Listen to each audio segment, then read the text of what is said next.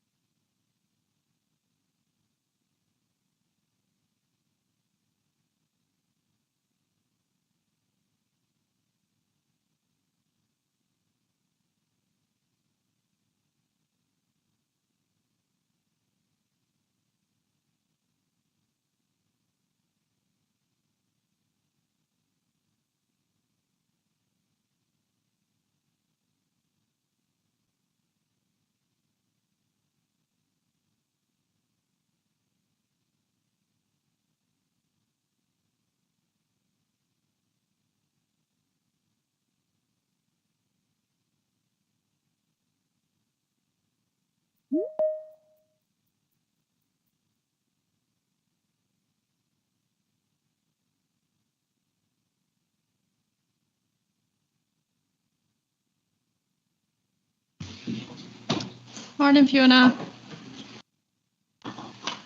Morning.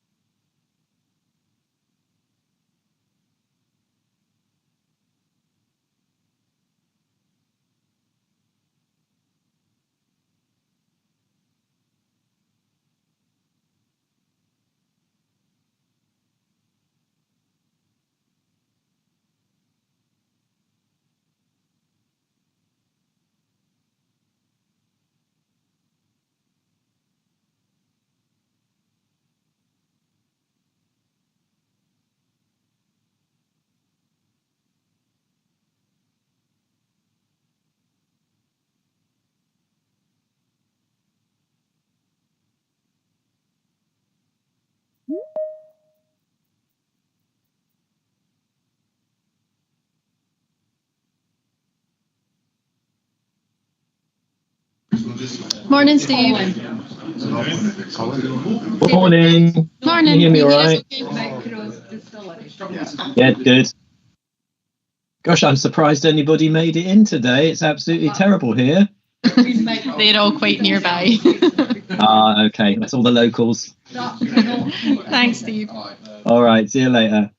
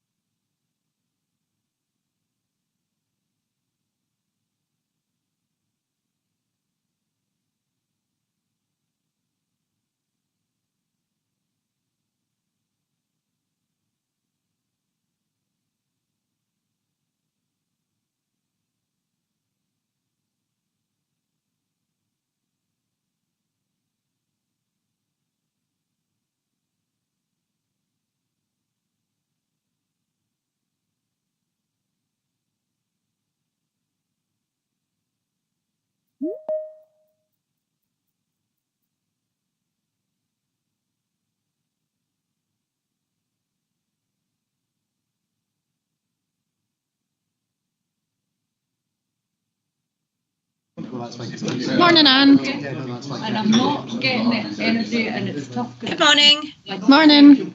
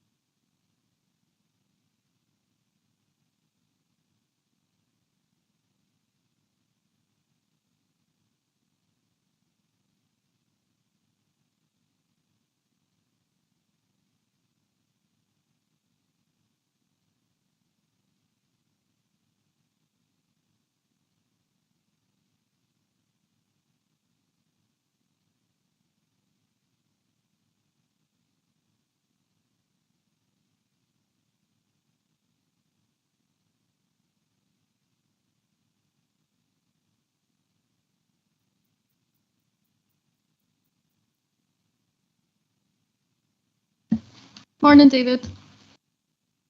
Morning.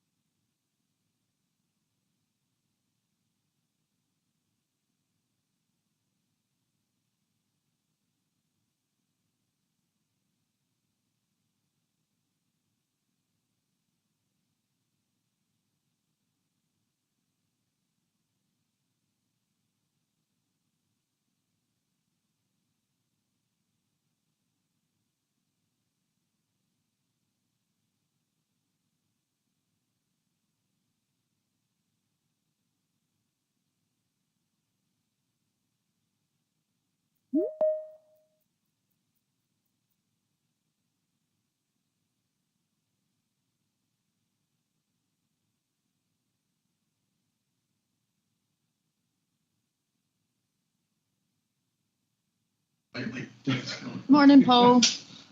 Morning.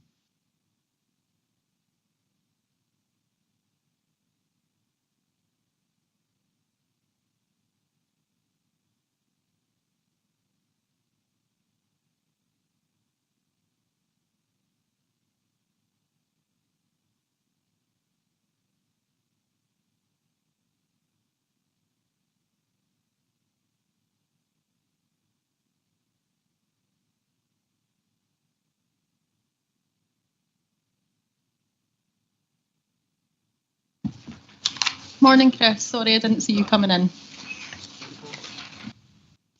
That's okay. Good morning.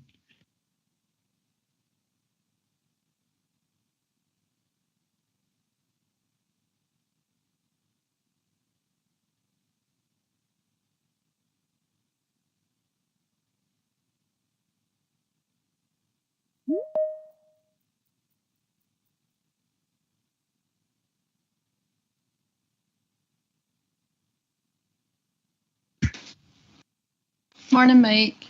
Hello there. Hello. Sorry about that. No problem.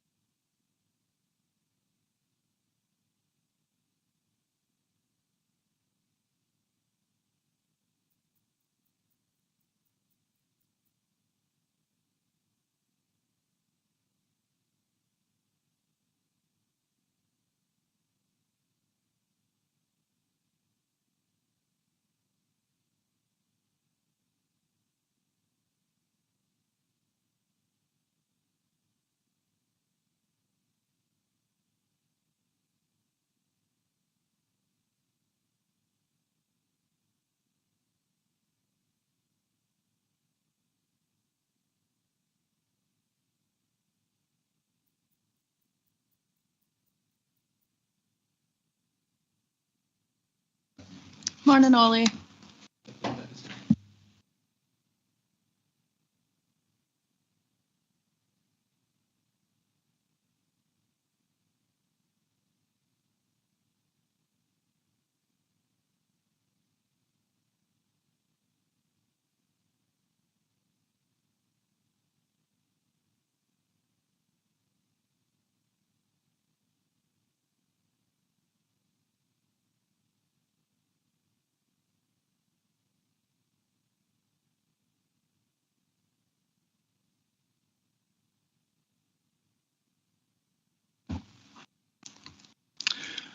Right, welcome to this formal board meeting of the Cairngorms National Park Authority. It's being held partly online because of the challenging travel conditions for some members.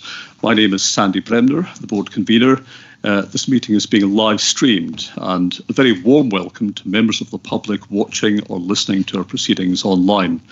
We have apologies from Duncan Miller and Lon McCallum. I'll now ask the clerks to take a roll call. Chris Beattie, Good morning, present. Jiva Blackett, yes, good morning, I'm here. Sandy Bremner, Present. Jackie Bearton, Peter Cosgrove, Present. Kenny Deans, I'm here. Good morning.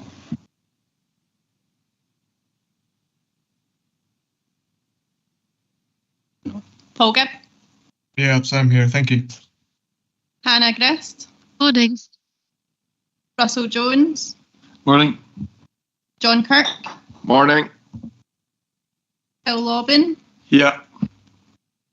Eleanor McIntosh, Morning. Fiona McLean, Morning. Steve Micklewright, I'm here. Anne Ross, Good morning. Derek Ross, Here. Michael Williamson. Present. Thank you. Thank you very much. Item 2, approval of minutes from previous meetings. So minutes from the 13th of September 2024. Are there any points of accuracy on the minutes in the room? None. Online?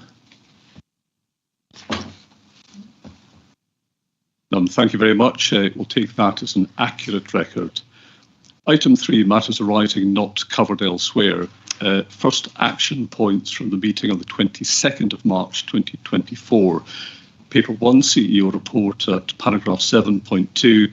CEO to prepare a briefing note on farming activity and statistics within the Cairngorms National Park and distribute to the board. Now, this is in hand.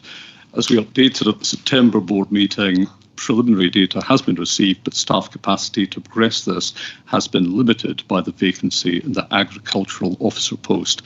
I'm now delighted to say that recruitment for that post is underway and progressing well. Action points for the meeting on the 28th of June 2024, paper 1 CEO report at paragraph 7.1, ensure maintenance of signs and surroundings on granite markers at entry points, completed. Paper 4, Gaelic language plan, share affordability of translation with local businesses, completed. Action points from the meeting on the 13th of September 2024, Paper 1 CEO report at paragraph 9.3, board session to be scheduled to allow members to reflect, consider and adopt the organisational values. This is in hand, members. We are working on the board timetable given the pressures of some time-critical business, and we're looking to schedule this session in the spring. Paper 2, National Park Partnership Plan at paragraph 13.1, future report on carbon footprint to be circulated to the board and published on the web.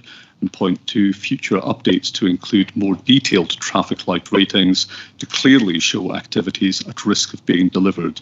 This is in hand. Paper 3, seasonal fire management bylaw.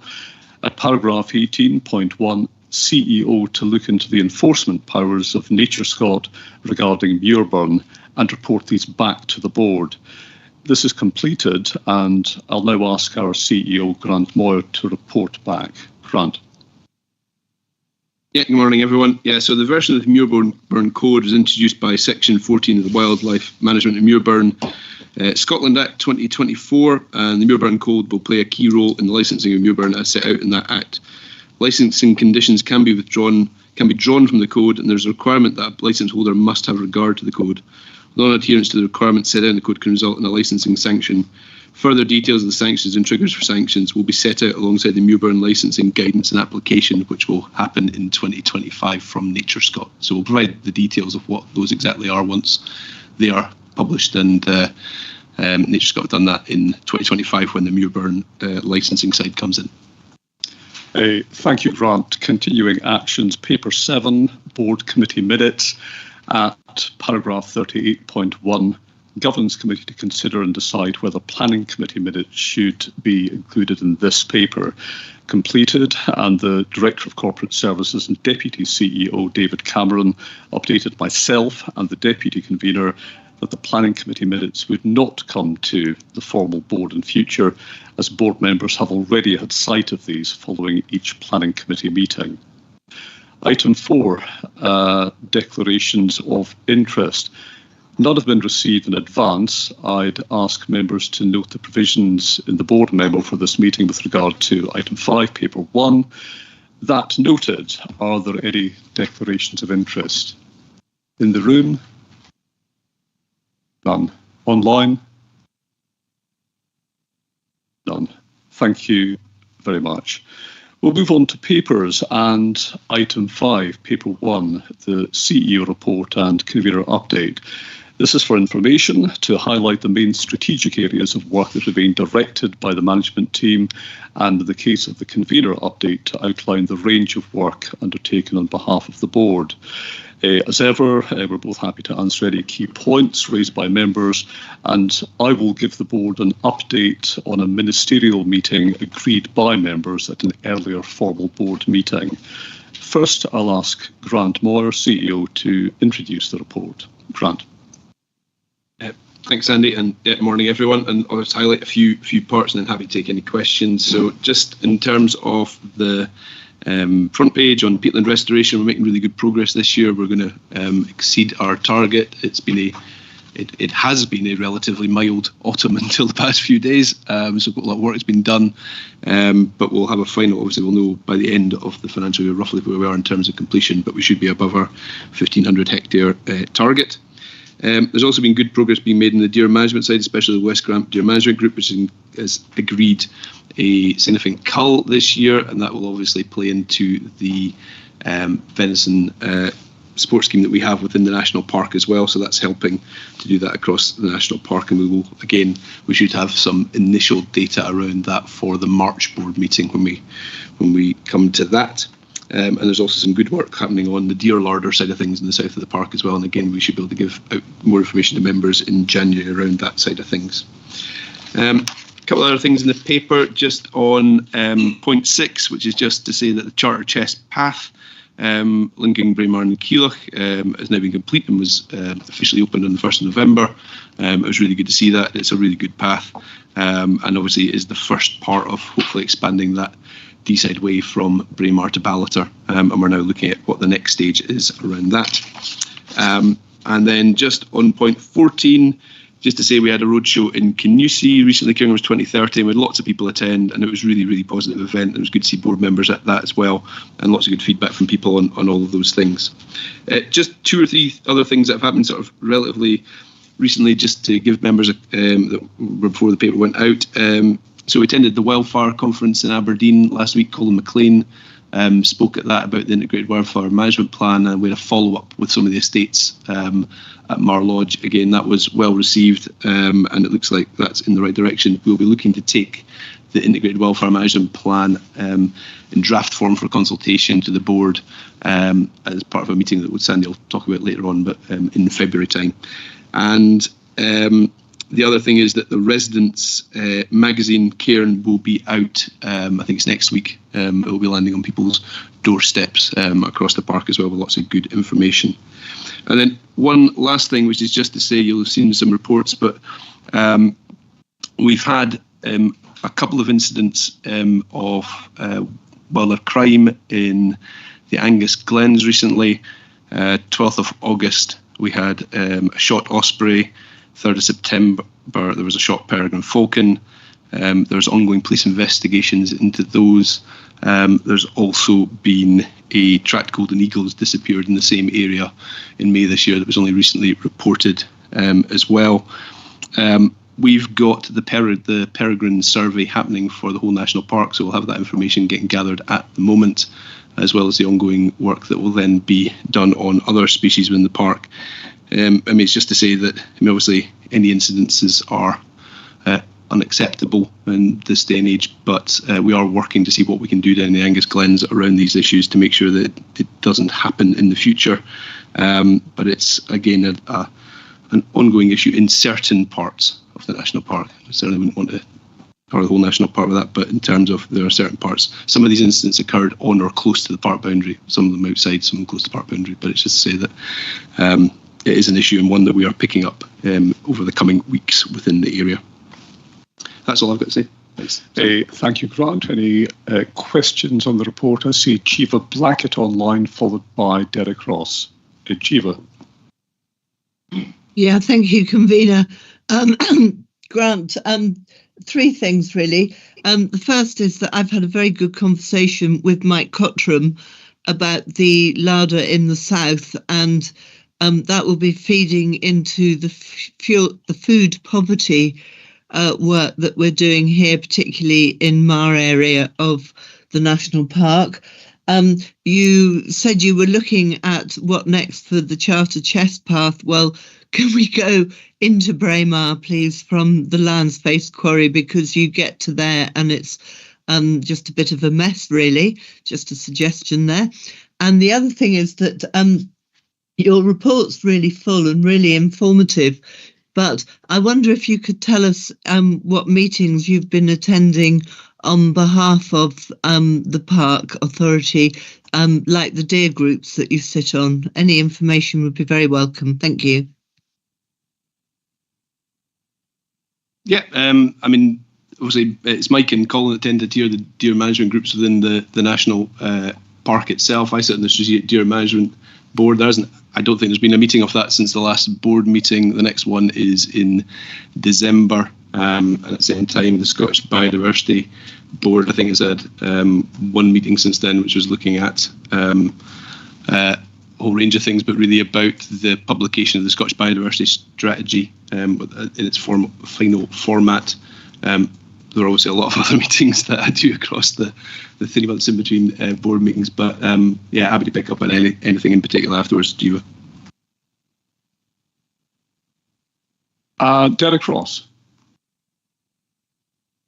Thank you, Chair. Grant, it was in connection with item 10, active and sustainable transport.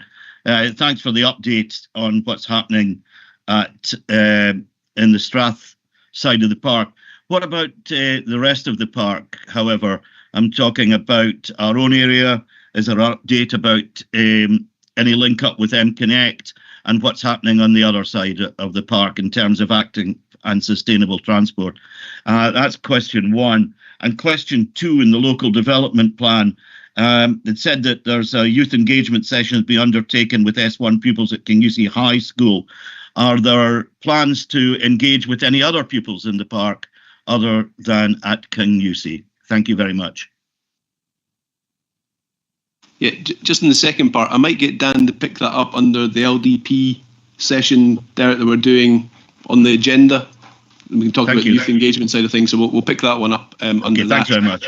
And on the other side of things, I'll probably get Colin Simpson to say a bit more about what's happening in the other parts of the park on the active travel side of things. Okay, thank you very much. Okay, thank you. With the active and sustainable transport work, we're doing different bits in different areas at different times. It just so happens that the first of the active travel projects are in the Badenoch and Strathspey area, but we're also working on things in other areas. Probably the most notable too is in the cycle-friendly Cairngorms project. We had a big event in Tomintoul recently. That's the first one we've done across the park to try and get people back into cycling that might have cycled previously, maybe had lost a degree of confidence and were quite keen to get back into it as a way of getting around. And we've other projects like a bus and cycle hub in Ballater, work with the bus operator in Deeside to get bikes on buses. So there's a variety of projects across the park. It just so happens that they might have different themes in different areas.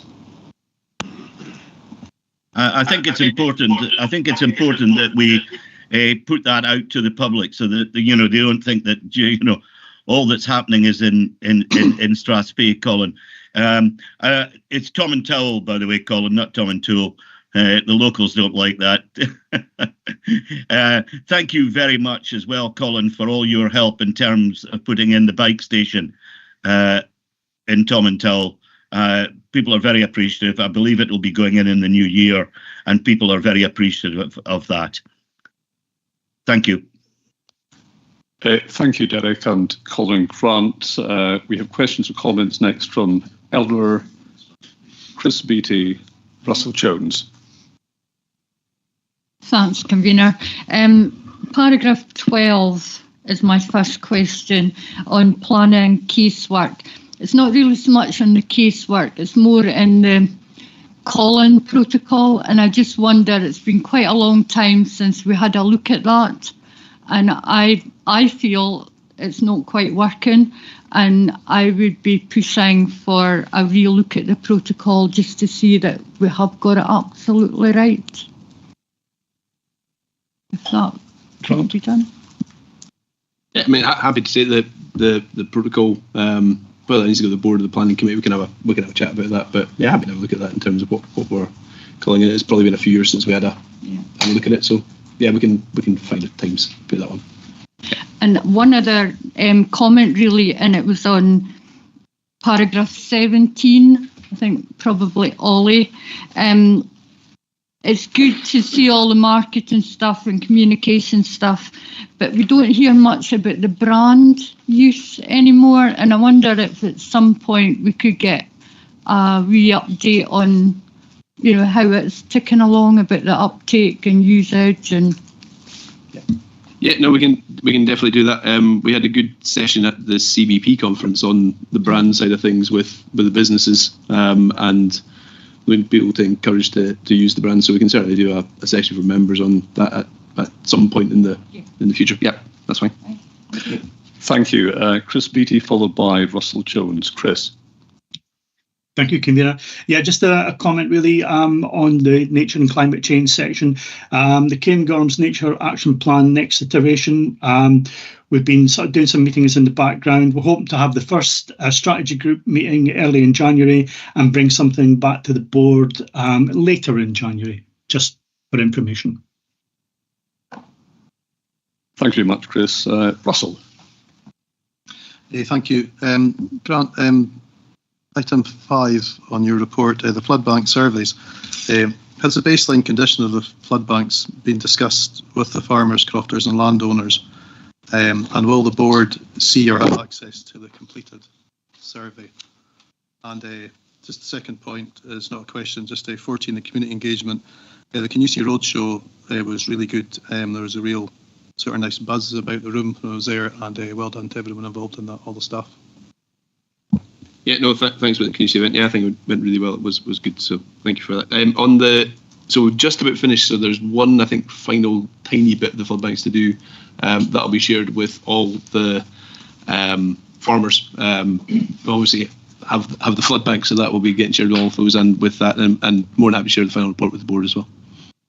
Exactly when that will be, because obviously CBEC are just doing the final bits of that, but we're more than happy to share that. Yeah. So, when you're saying that, so obviously an outside contractor is doing the survey just now. Are they discussing with the farmers and crofters what the baseline is? So there's an agreement. It's not just a report that has said, right, that's what it is. There is an agreement just now at this stage. This is a baseline of your flood bank from here going forward, and that's agreed between both sides. Oh, yeah, the farmers are all involved in it. We've involved the farmers all the way through that. So every single farmer who has flood bank is involved in it. Yeah. Thank you very much, Peter Cosgrove.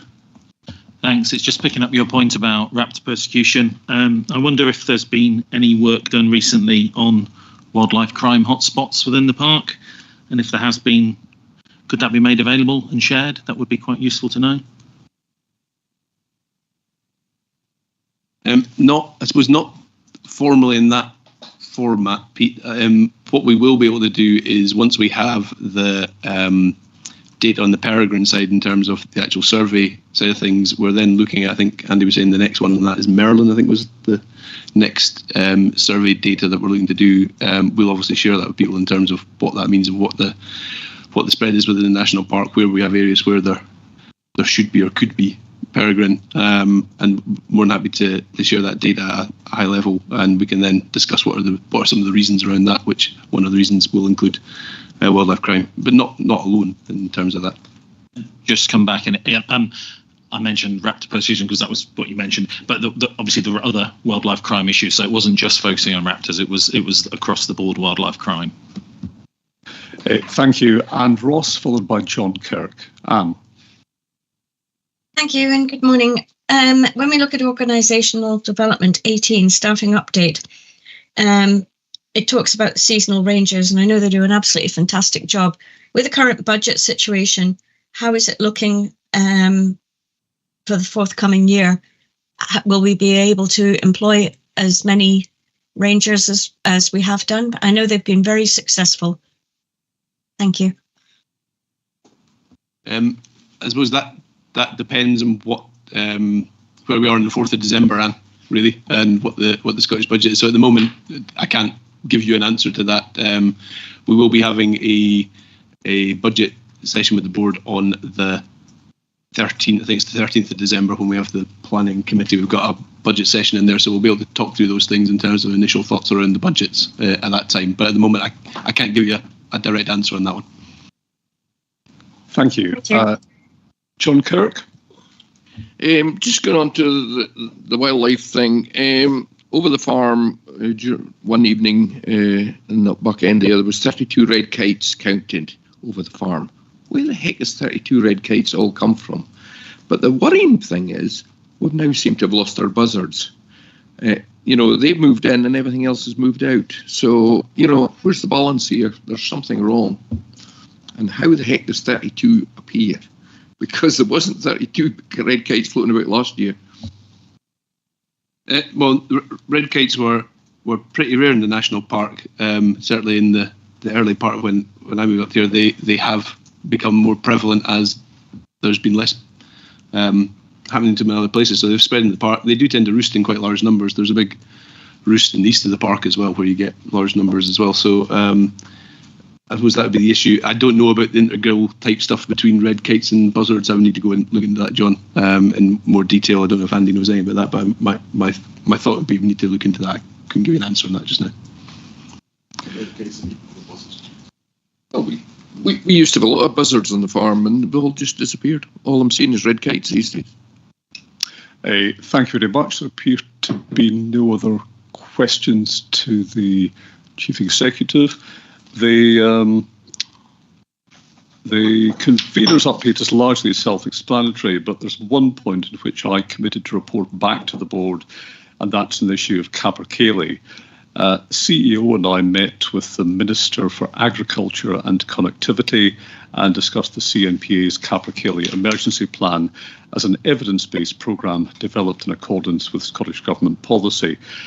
I've raised concerns expressed by some of the Park Authority's board about the impact of predation and the specific issue of pine martens.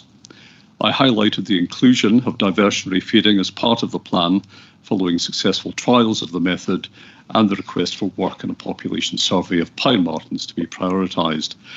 The Minister agreed that the 5-year plan provided a robust way forward and should be given every opportunity to succeed, but that if any part of the predation work was found to be failing, ministers would be open to further discussions towards the end of the plan about whether a different approach was needed in future. On the prioritisation of a pine marten survey, NatureScot put the commission out to tender earlier this year, but failed to find a suitable contractor. They are now gathering further information to inform a revised methodology and will be re-tendered next year. On that point, I'd just like to reassure members that we are urging NatureScot to make progress with this piece of work. Any questions?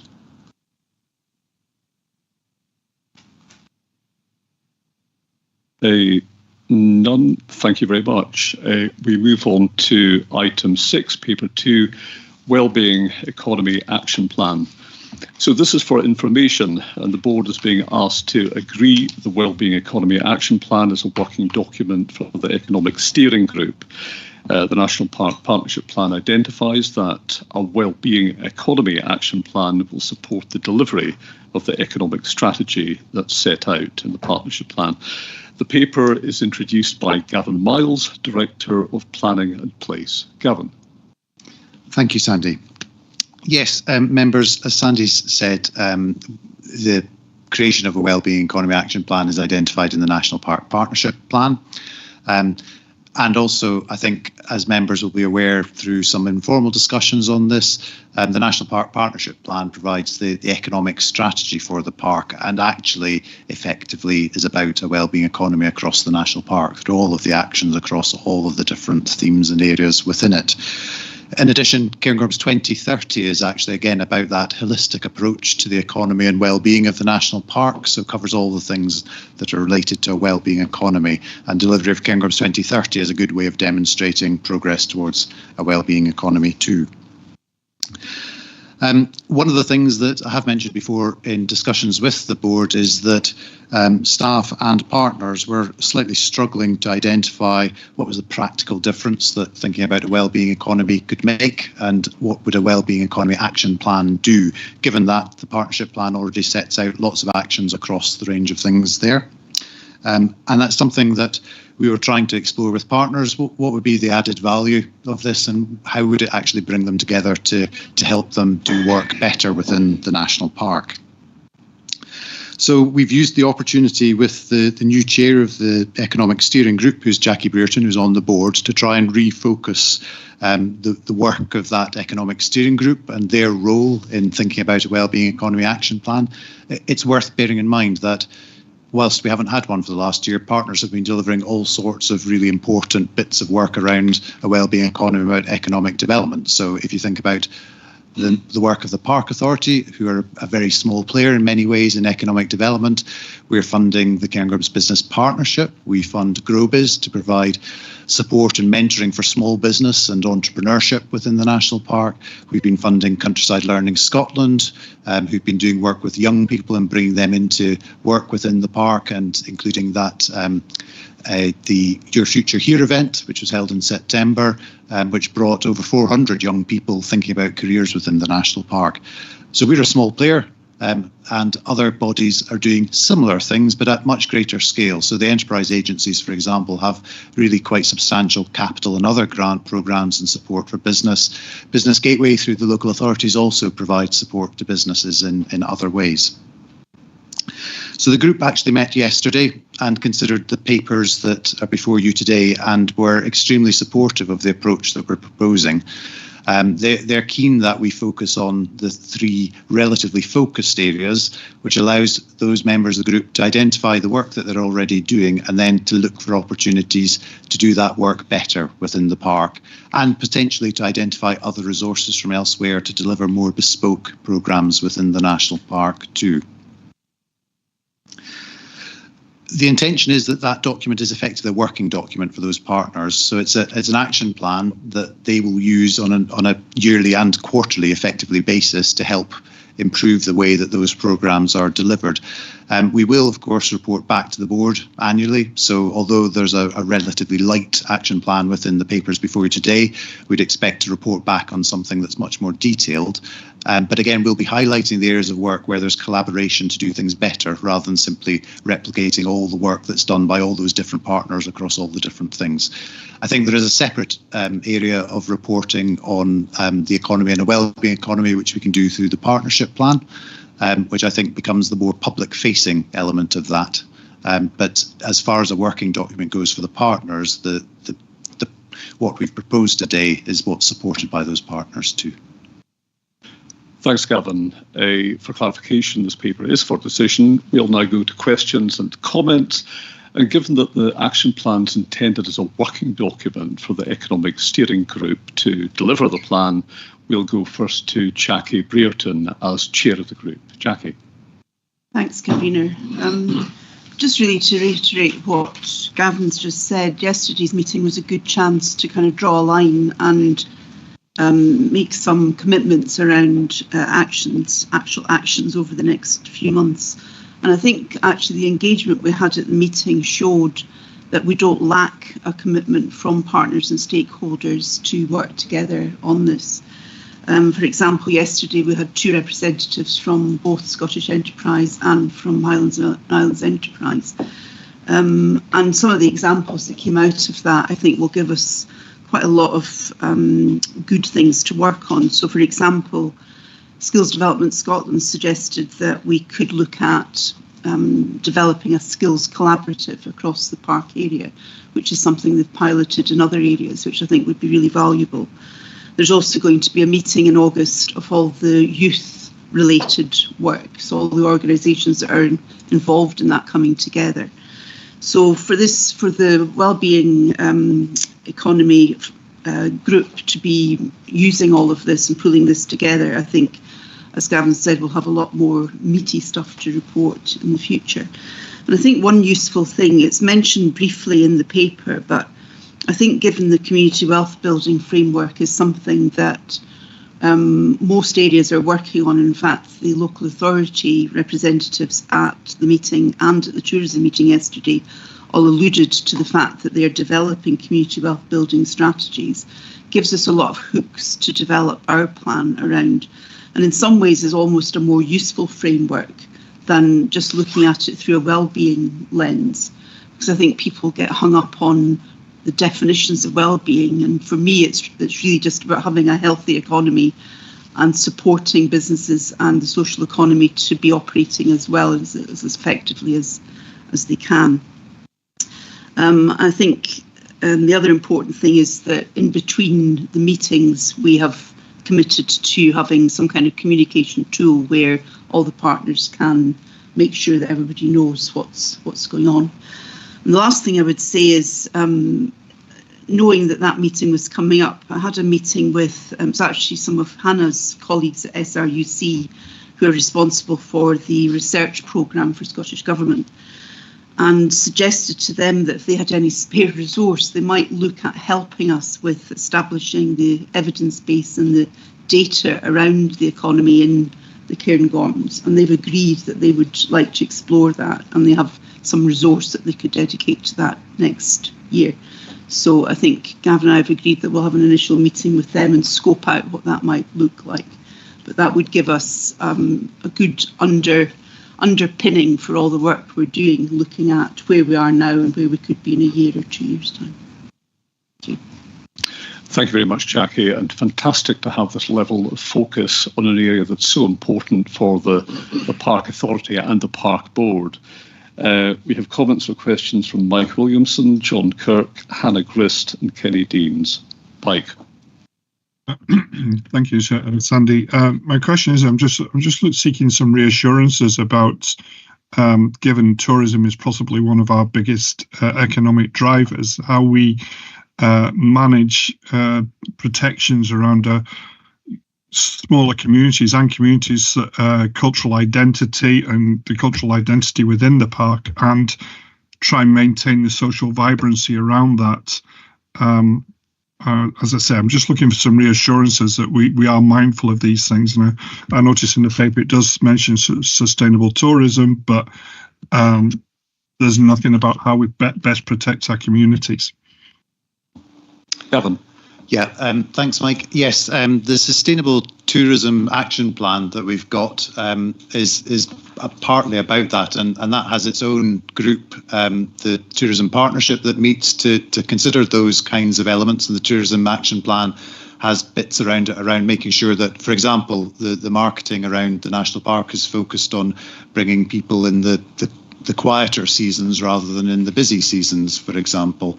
But the National Park Partnership Plan obviously is the sustainable tourism strategy for the national park, and that sets out overall what it is we're trying to achieve on those areas. So yes, those are things which are considered, and there are other initiatives that have been done within the national park.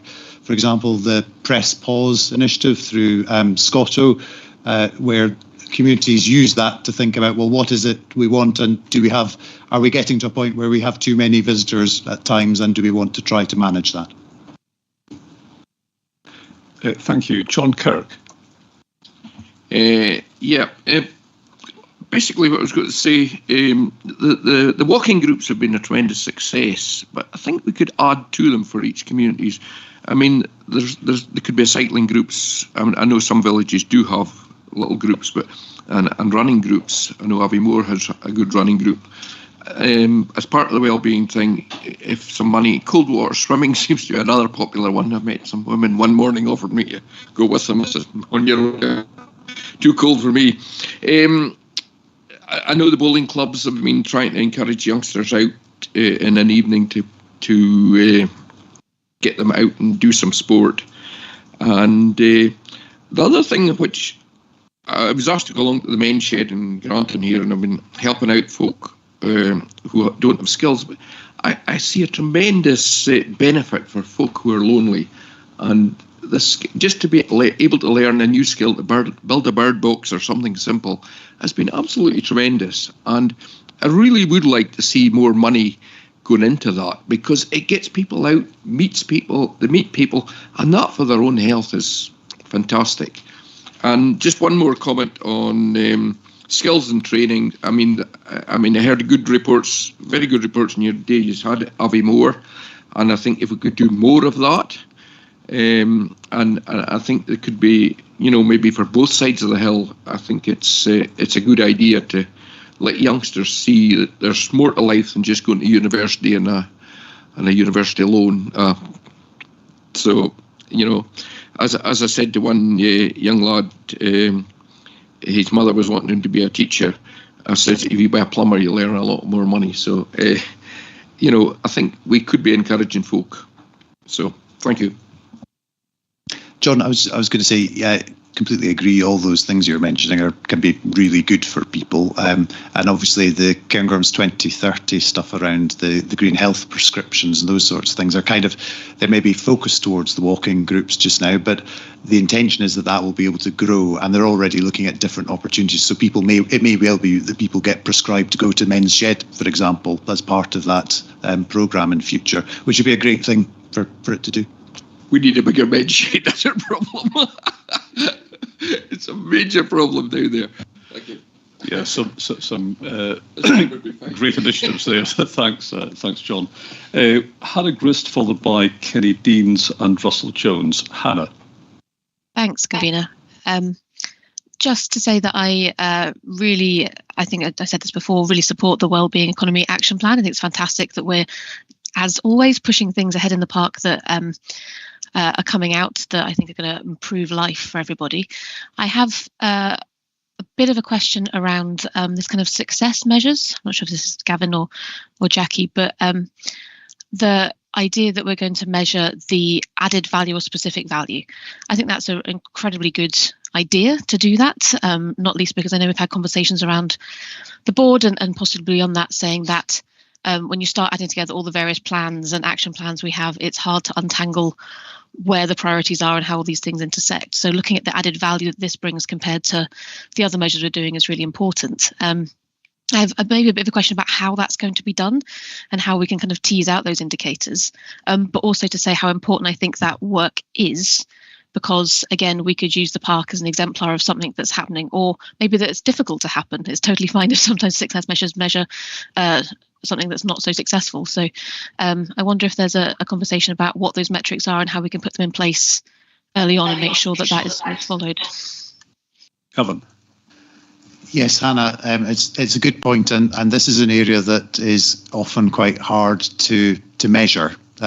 So I think in the first instance, I think there are some obvious wins, because there are quite a lot of people doing quite similar work in a lot of different areas with actually quite a lot of money going out to support business and communities and social enterprise, but often it's a bit fragmented. So sometimes the route to getting it is very long, and so some of those funds just don't get spent because people don't take them up. And there's a thing about trying to join that up within the national park so that the route for the customer to get access to that support is really quick, and then those funds are used up effectively. So that's one of the things, and I think that's an obvious one that a number of different partners have noticed, that they offer something as an organisation, but the actual targeting to the customer is a bit poor and it doesn't work. Whereas in the national park, we've got the benefit of a lot of very active support organisations here who can provide a kind of a single point to access the different sources of support that are out there.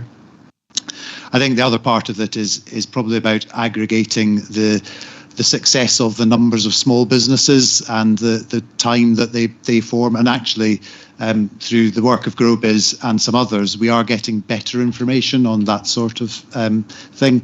And finally, I'm not trying to steal Jackie's thunder, but I know that your colleagues at SRUC are thinking about using some other data, for example, from HMRC, which would be really helpful, because up to now it's been almost impossible to use any data. But if it is possible to get that, then that becomes the most accurate information about money that's coming through the system, and it becomes a really powerful tool, as long as it's obviously not, it's disaggregated enough not to be identifiable, but it would be a really useful tool, particularly in an area like this. Thank you. We have Kenny Deans, followed by Russell Jones. Kenny. Thank you, Convener. It was a question about really clarity and community enterprise. So items 5 and 6 talk about a refreshed programme to support community action planning, and I wondered what that meant. And the bigger question is the developing and administering a new community-led funding stream, and where that was coming for, the size of that fund, and whether it's via us or the trust or what. That's my question. Gavin. Yeah, the first part of that, Kenny, that's actually basically the work that VABS in particular have been leading on through the community action planning, and VABS have been trying to pull those new community action plans, I suppose, closer to to have the action planning element, and also to bring in the local place planning element too. So whilst they're not full formal local place plans, they're having a much better spatial set of information in them, spatial kind of priorities with them, and we are using them to help make the local development plan. So in effect, we're treating them as in the same way as we would do the sort of statutory local place planning documents, but they don't have to go through quite the same amount of bureaucracy in order to be part of that. On the second point, that's actually probably more for David Cameron to answer, and it's slightly out with our control, because that was looking at trying to effectively replace the LEADER programme within the national park. So to some extent, the Park Authority have been filling that with any grants that we're able to offer out, but we're hoping that at some point there'll be clarity on other grant funding from Scottish Government that can come through Cairngorms Trust, more or less. David, did you want to come in very briefly on that point? Yes, very briefly. Just to confirm Gavin's point there, we've been working through the Park Authority and the Cairngorms Trust with Scottish Government to try to continue to lever in domestic funding from Scottish Government that's been replacing LEADER programmes. We've had variable success with that. We've peaked last year, 23-24, with in excess of £400,000 of community-led local development funding that was secured from Scottish Government, that was routed through Cairngorms Trust for grants to community bodies, community-led projects. The funding has been part of budget restrictions this year, and the level of funding has been limited to 250,000 in total this year. And that's again been going out to community projects. We continue to have a lot of dialogue with Scottish Government about those levels of funding, and also still looking at obviously the community-led aspects of the community climate grants, which is one of the projects in Cairngorms 2030 that links into that, and that's in development at the moment, and the board will be hearing more about that in due course. Thank you very much. And finally, I believe, Russell Jones. Hey, thank you. It was on the skills and training. I wondered if we could give a bit more emphasis to careers and trades within the national park. I think if we seem to emphasise, which is fantastic, the trades, the youth employment opportunities fair in Aviemore was really good. I didn't actually get along to it, but I heard it was really good, and well done for that. But we emphasise green jobs, etc., which is great. But I think that we are going to face challenges in the not too distant future from the Greenport and Invergordon there. And I think there's going to be a lot of jobs there. There's going to be a lot of house building. I think we're going to lose a lot of people to trades to there. It's not that far away. And I would like to see us, if we could actually, it never seems to have its own heading. I mean, I'm assuming that it's included in here somewhere, but actual specific apprenticeships within the building trades. And the other thing was just, I think I've touched on it there about sustainable tourism. Assuming sort of managing visitors comes into that. We talk about it quite often, but do we do enough to actually encourage people to visit other parts of the park, except for the hotspots that we all talk about? And then, as you say, sometimes we have too many people there, but do we do enough to try and encourage people to visit other places in the park as well? Thank you. Thanks, Russell. Gavin. Yeah, firstly on the sort of the trades and apprenticeships, that's something that is being picked up across the Highlands just now, and we certainly want that to be effective here too. I mean, we're fortunate among most bits of the Highlands, other than the Inner Murray Firth, that we've actually got builders and many tradesmen working in this area. So it is something that we'd want to keep. And you're absolutely right, the Green Freeport is going to be a challenge to the labour market here, and it will have an effect on us. The difficulty that we have, obviously, is that even if, say, Skills Development Scotland invest very heavily in apprenticeships within this area, they're not going to be immune to that labour market across the wider area. So I suspect that we need to rely on lots of training across the Highlands in order to deal with that, because our people here will go to where more money is, and if more money is in the Inner Murray Firth, that's where they'll go. So we need to try and make sure that there's a supply across the Highlands. That means that sucking into that area isn't so extreme that it removes everybody from elsewhere. I mean, the advantage is we have good businesses here, though, who should be able to thrive here and in that area too. So I think there'll still be people employed here. It's just that there will be more work in the Inner Murray Firth area in future, very likely. On the second point, which was about marketing, I suppose different areas of the park. Yeah, that is part, and that's part of the winter marketing campaign, and it's part of what Cairngorms Business Partnership, through basically a contract with us, are doing. So they're still picking up on, for example, the Dark Skies, which is based around Tom Town Glenlivet, and on Badenoch Great Place in part of their marketing, to try and pull people away from those honeypots into the other areas too. That's not to say that there isn't always more that might be done on those things, but I think it's about trying to get the balance right, because in that marketing element, there's obviously an element of the businesses also paying for that, and if more businesses are around the Aviemore area, then inevitably they don't want to be completely missed out of that. But I think you'll see from the way that the Park Authority portrays the national park, then we're very clear about having a balance of the images and the kinds of places across the national park. Thank you. We do have further points in this paper from Bill Lobbin, followed by Eleanor McIntosh. Bill. Given that tourism is still a major part of our economy, and probably starting in around 18 months' time, there will be a reasonably substantial recurring source of funding, okay, within one particular part of the park, regarding the visitor levy.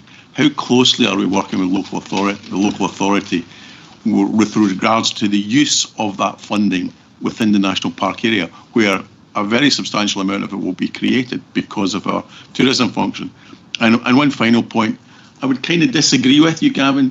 If you look historically, the last time basically Ardeshir was one of the major employers in the area, it hoovered up employees from all across the area of the park, from in Moray and in Badenoch and Strathspey, as well as the Inner Murray Firth.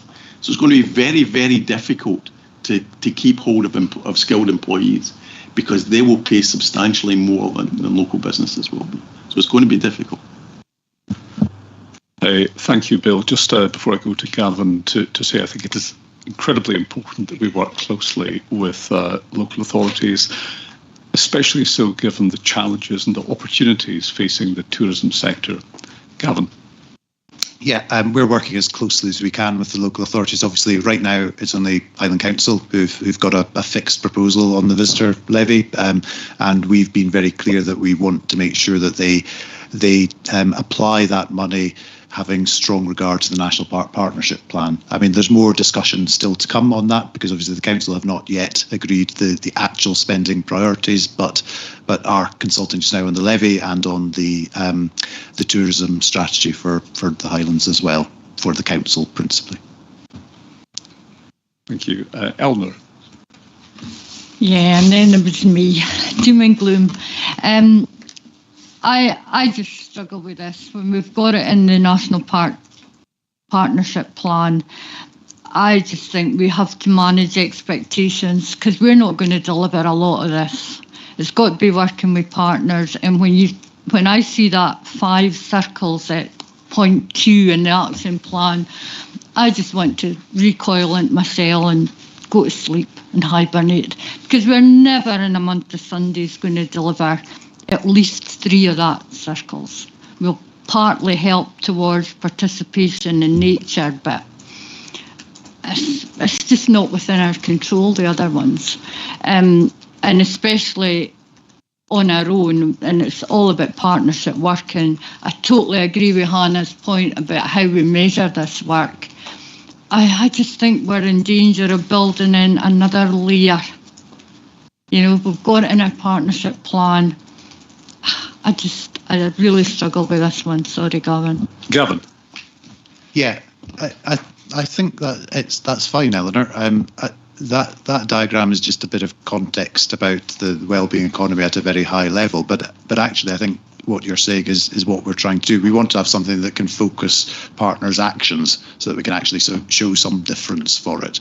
And that's the point about the action plan, to be a working document that means we can demonstrate some difference and, to be honest, make better use of the money that is available from all those different partners.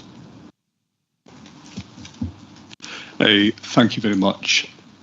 There being no further questions or comments on the paper, to recap, the board is being asked to agree the Wellbeing Economy Action Plan as a working document for the Economic Steering Group. Are we agreed? We are. Thank you, board, and thank you very much, members. Thank you, Gavin, for the paper, and to Jackie and the steering group looking ahead to the delivery of the plan.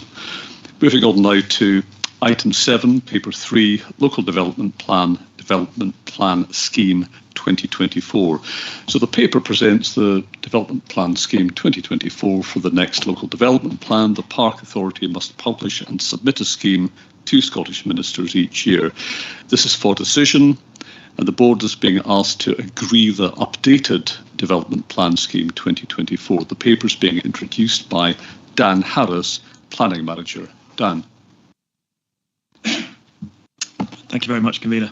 And you've already stolen the first few lines of my presentation there with the context you've given. It's an update to for the development plan scheme for the next local development plan. It is a statutory requirement. It must be prepared every year.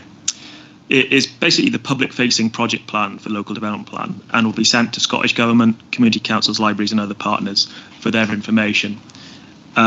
It sets out the key stages of the LDP's preparation process, and it contains a timetable that sets out when each of those key stages will occur according to quarter. It contains a participation statement, which sets out how the Park Authority will conduct engagement throughout its preparation, and that is one of the key parts that will get assessed at the examination of the local development plan. In this update, the only change is to the timetable. And this has occurred because the preparation of the evidence report, so that first stage of the preparation process, is taking longer than expected. The report sets out the reasons for this, but it essentially comes down to there being a greater volume and complexity of work than is expected, with the local development planning regulations being published, and key agencies putting out more guidance on what they expect from evidence reports. And alongside the first few evidence report gate checks, also popping up issues that need to be addressed through that process. In terms of the delay, it's not unusual. It is experienced by a wide range of planning authorities in Scotland. I speak to my colleagues on a regular basis about this, and there's very few who are managing to fit it within their initial timescales.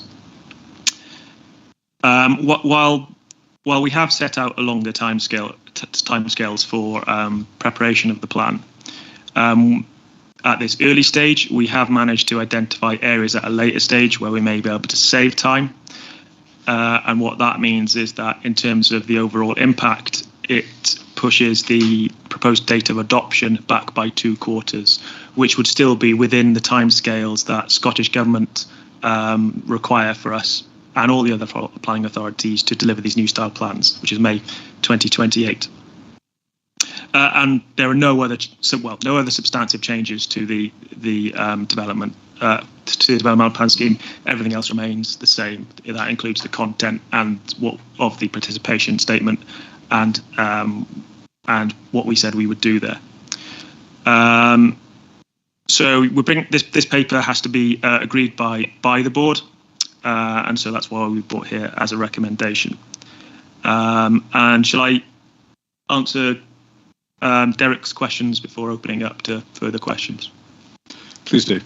Okay, yeah, thanks for the question, Derek. So in terms of the CEO update, that was written slightly before we concluded all our engagement with Kingussie High.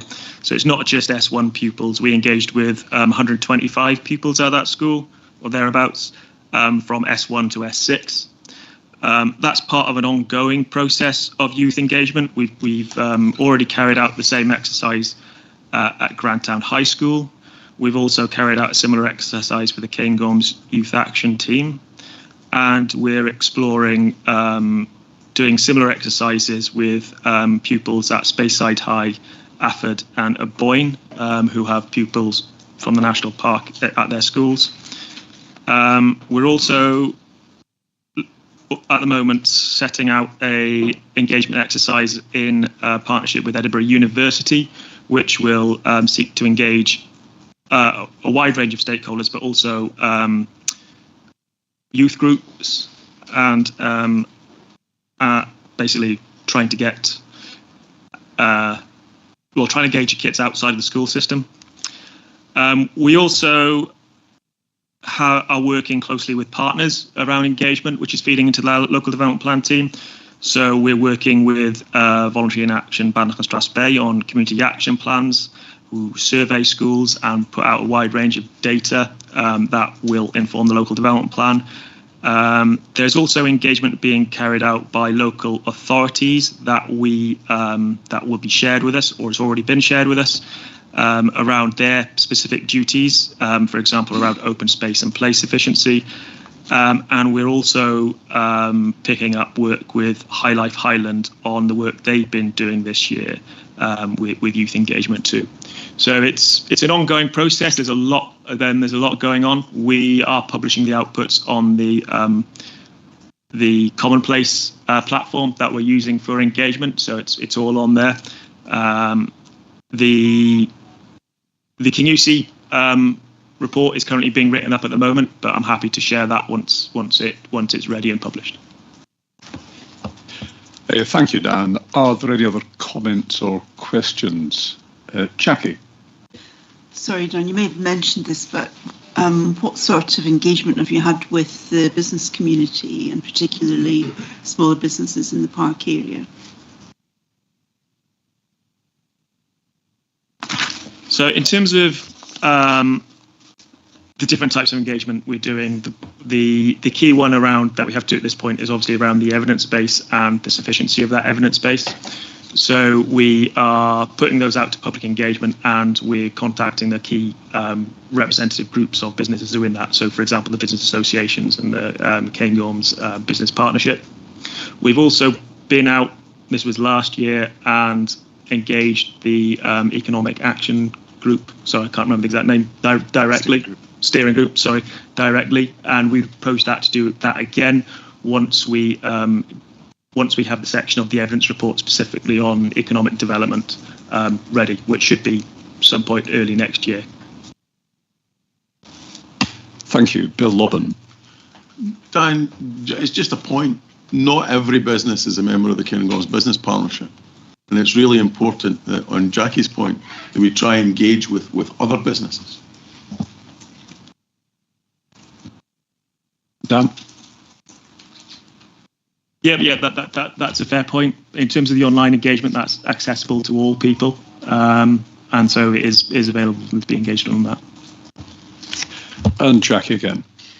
Just on that point, Dan, and the engagement with the Economic Steering Group, because that would then go out to through, for example, FSB, HI, GROBIS, and the other representative organisations. So perhaps when you're ready to do that, we could have a chat about the most effective way of reaching those, because we are going to have a communication tool for the Economic Steering Group. We could use that to cascade the information out. That'd be very welcome. Thank you.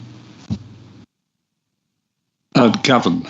Yes, and I just wanted to remind members, we've probably spoken about this at times at the in the planning committee, but at this point it's engaging on the evidence base rather than what happens next and what's in a local plan. So we're also trying to be careful that we don't engage people very actively now and then bore them to death before we reach the stage when there's something where they're really going to have an impact on the direction of travel. So we just want to pitch the level of engagement at different stages at the right level, so that people don't become disengaged before they reach a much more important stage, I suppose, in the plan makings. Thank you, Gavin. Any other questions or comments on this paper? Steve? Yeah, I know this paper's about kind of process and stuff like that, but I've been trying to find a way to kind of bring this up for a while, and I'll do it now. It may be the wrong place, so apologies. But one thing that regularly seems to come up in planning committee is a lot of the developments that come in front of us don't seem to fully respect the kind of local place and the local character of our area of the park. And I know there is a difficult balance to be struck between cost-effective new development and maintaining the character of the park. But if this can be brought out a little bit more during the process, because it does seem to regularly come up at planning committee, and if there can be policies that advise developers to think more about local character, that would be really good. I know it's the wrong place to say it, but I can't think of any other way of bringing it up at the board. Thanks, Steve. Yeah, I mean, that's something that the board and planning committee will be getting into as we get into preparing the next development plan. So plenty of opportunity for the board to consider what that means and how they want that translated into the development plan in future. Cool, thank you. Thanks for the clarification, Gavin. And Michael Williamson. Thank you, Sandy. My question is around about supplementary guidance, for example, with our ongoing local development plan. Do we have capacity to introduce that if it was found to be required? Because we're still some way from publishing a local development plan. Well, we have full supplementary and non-statutory guidance covering all the policies in the current local development plan. For the next local development plan, though, obviously that's being prepared under a different set of rules and guidelines. There won't be any supplementary guidance supporting that. That's been phased out by Scottish Government, and that kind of detail, such as it is, would either be in non-statutory notes or within the development plan itself. Thank you. Okay, to come back in, Sandy. Mike, yes, carry on. Yeah, I think what I was trying to get at, Gavin, was the time between now and when the local development plan's been introduced. There's still 2 years or so, isn't there? And if it was found in an emergency case that supplementary guidance was required in the intervening period before the new local development plan comes in, is that possible? It would be hypothetically possible, Mike, but I don't think that we would have the resource to do that without stopping doing the next local development plan. So I'm not sure I can think of any area where other guidance would be necessary, given the suite of stuff we've already got, and a lot of the time it's simply in the way that the committee choose to interpret that policy rather than requiring other guidance or policy to help it. Okay, I'll take that as a yes and a no then, shall I? Okay, thank you.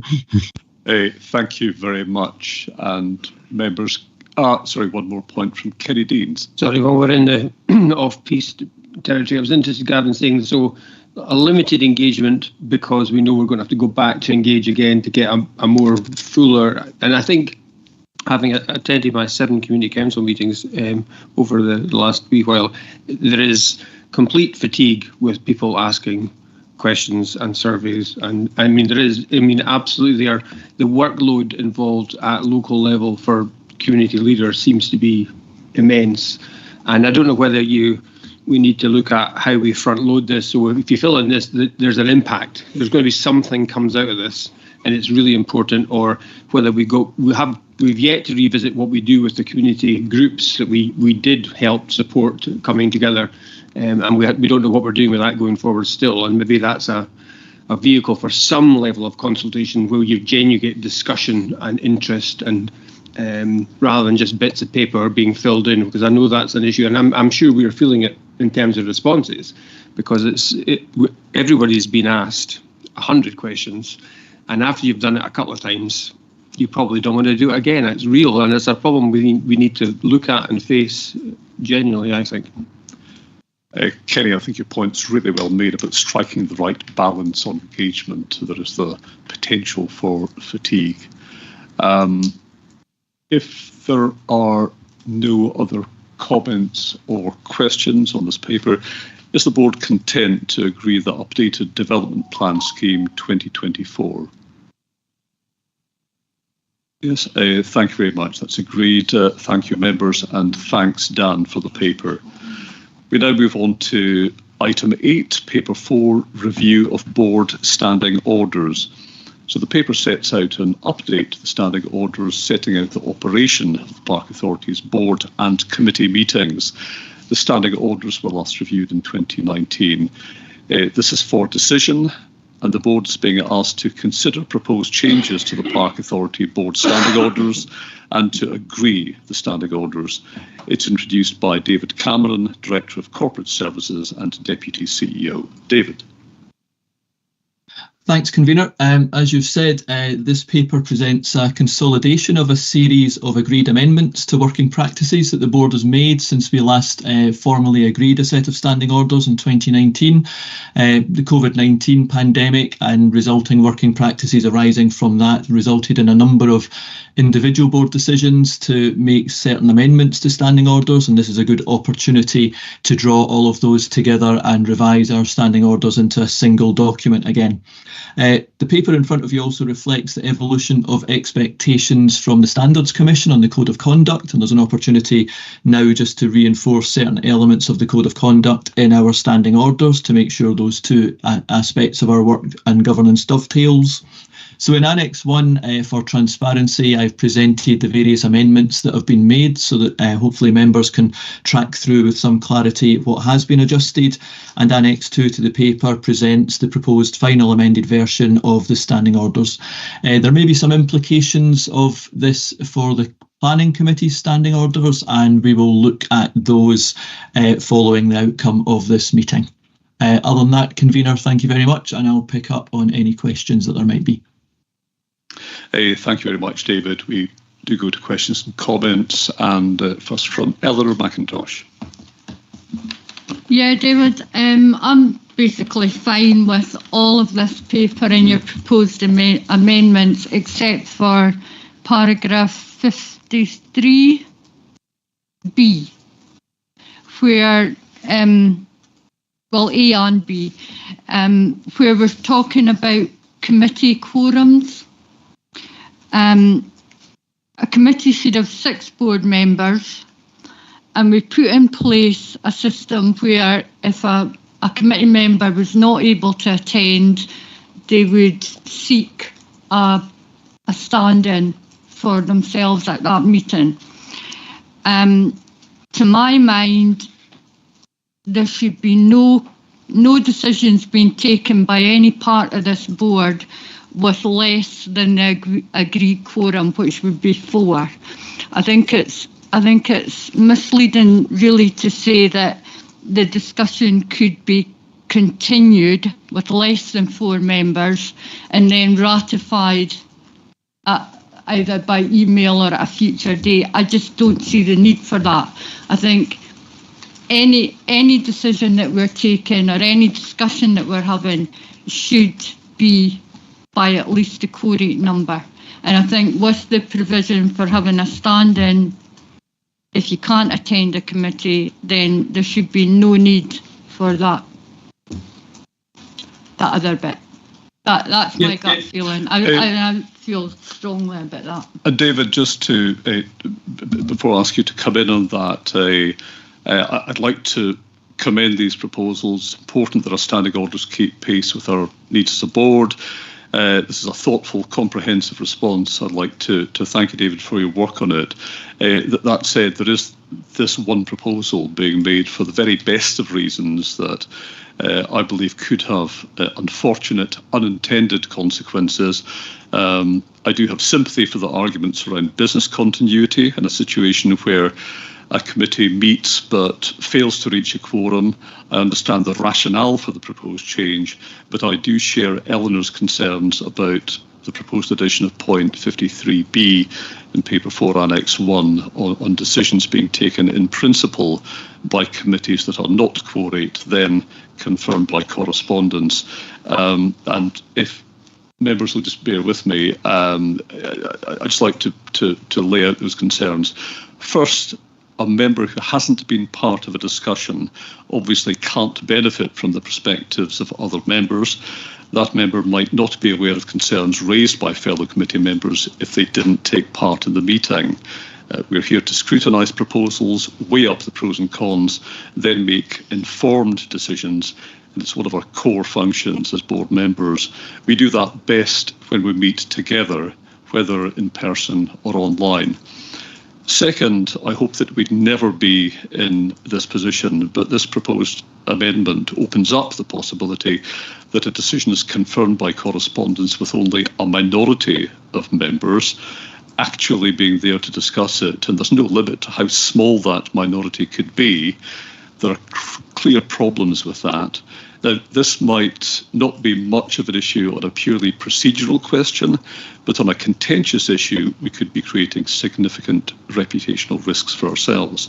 Third, I absolutely understand the desire for what could be described as an insurance policy in case several members don't turn up for their committee. I'm glad to say that's not been my experience during my time as board convener. I believe that members do have a clear understanding of the responsibilities, both to attend and to seek substitutes when they can't, and to liaise with committee chairs as soon as practically possible if they can't attend. But this proposal could have the unintended consequence of lessening the obligation to attend meetings if it's believed that it's less important to achieve a quorum to decide on business. So just to be clear, this isn't a reflection on existing board members, but future members might be less diligent. We shouldn't be introducing a mechanism that could in any way be taken to lessen the duty to attend important scrutiny committees. Finally, I have faith in committee members and the leadership of our committee chairs to make sure that their meetings are quorate. If circumstances ever prevent that from happening, I also have faith in our senior officers working with our chairs to reconvene quickly to deal with time-critical business. And if that faith turns out to be misplaced, we can look again at this issue.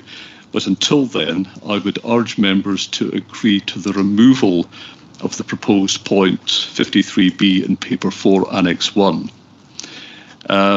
David, after all that, do you want to come back? Yeah, thanks, convener.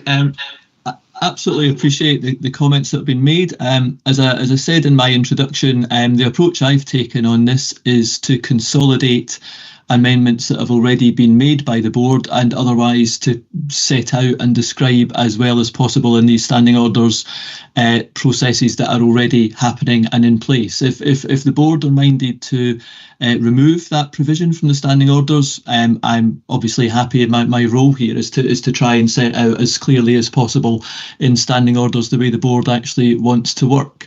My own thoughts on it are that I absolutely understand all of the concerns that you've both laid out, both yourself, convener, and Eleanor. I agree with you. We've got a number of processes in place that seeks to ensure that there is a quorum in place for all of our formal meetings. My intent here was simply to highlight that there are these current practices, and those provide for scenarios that allows a chair of a committee to make a decision based on the business in front of that committee and the right way forward on that basis. So for example, there are scenarios where I can think of a couple of instances where we've had committee meetings where items have been for discussion primarily and for overview, and there are no decision points in those meetings. That can happen sometimes with a resources committee that's looking at overview reports, for example, on budget management and also on human resource management that don't have any decision points. Those allow those discussions to take place and guidance to be given to officers to continue the flow of business. And the standing orders currently would allow for a chair to make a decision for that to go ahead. But if the mind of the board is to not have that provision and to have the meetings postponed where they're not quoted, then obviously happy to pick that up and amend these standing orders appropriately. Thank you very much, David. Any other questions or points on this point of 53B? Fiona McLean.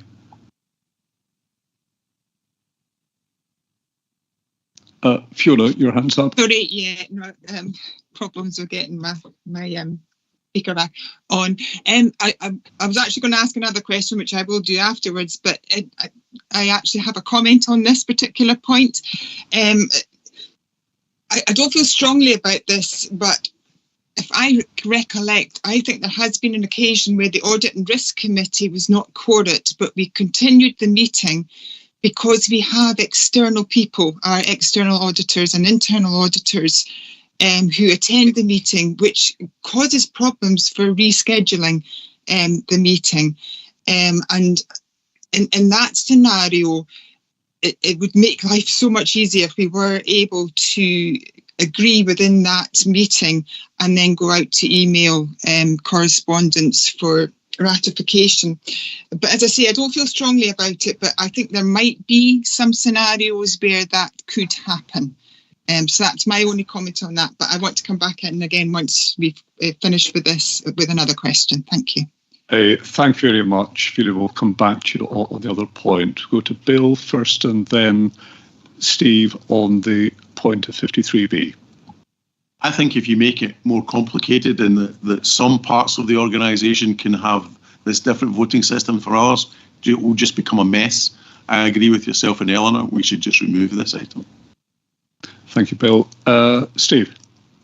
Yeah, I'll just bring in some of my experience, actually. So I've come to various meetings in the CMPA and thought I'd jump on one side of a decision, and because of the debate and the discussion that I've heard in detail, I've actually changed my mind, and it bothers me that I might miss that and then be asked to ratify a decision without hearing the discussion. So sometimes that's been really, really important.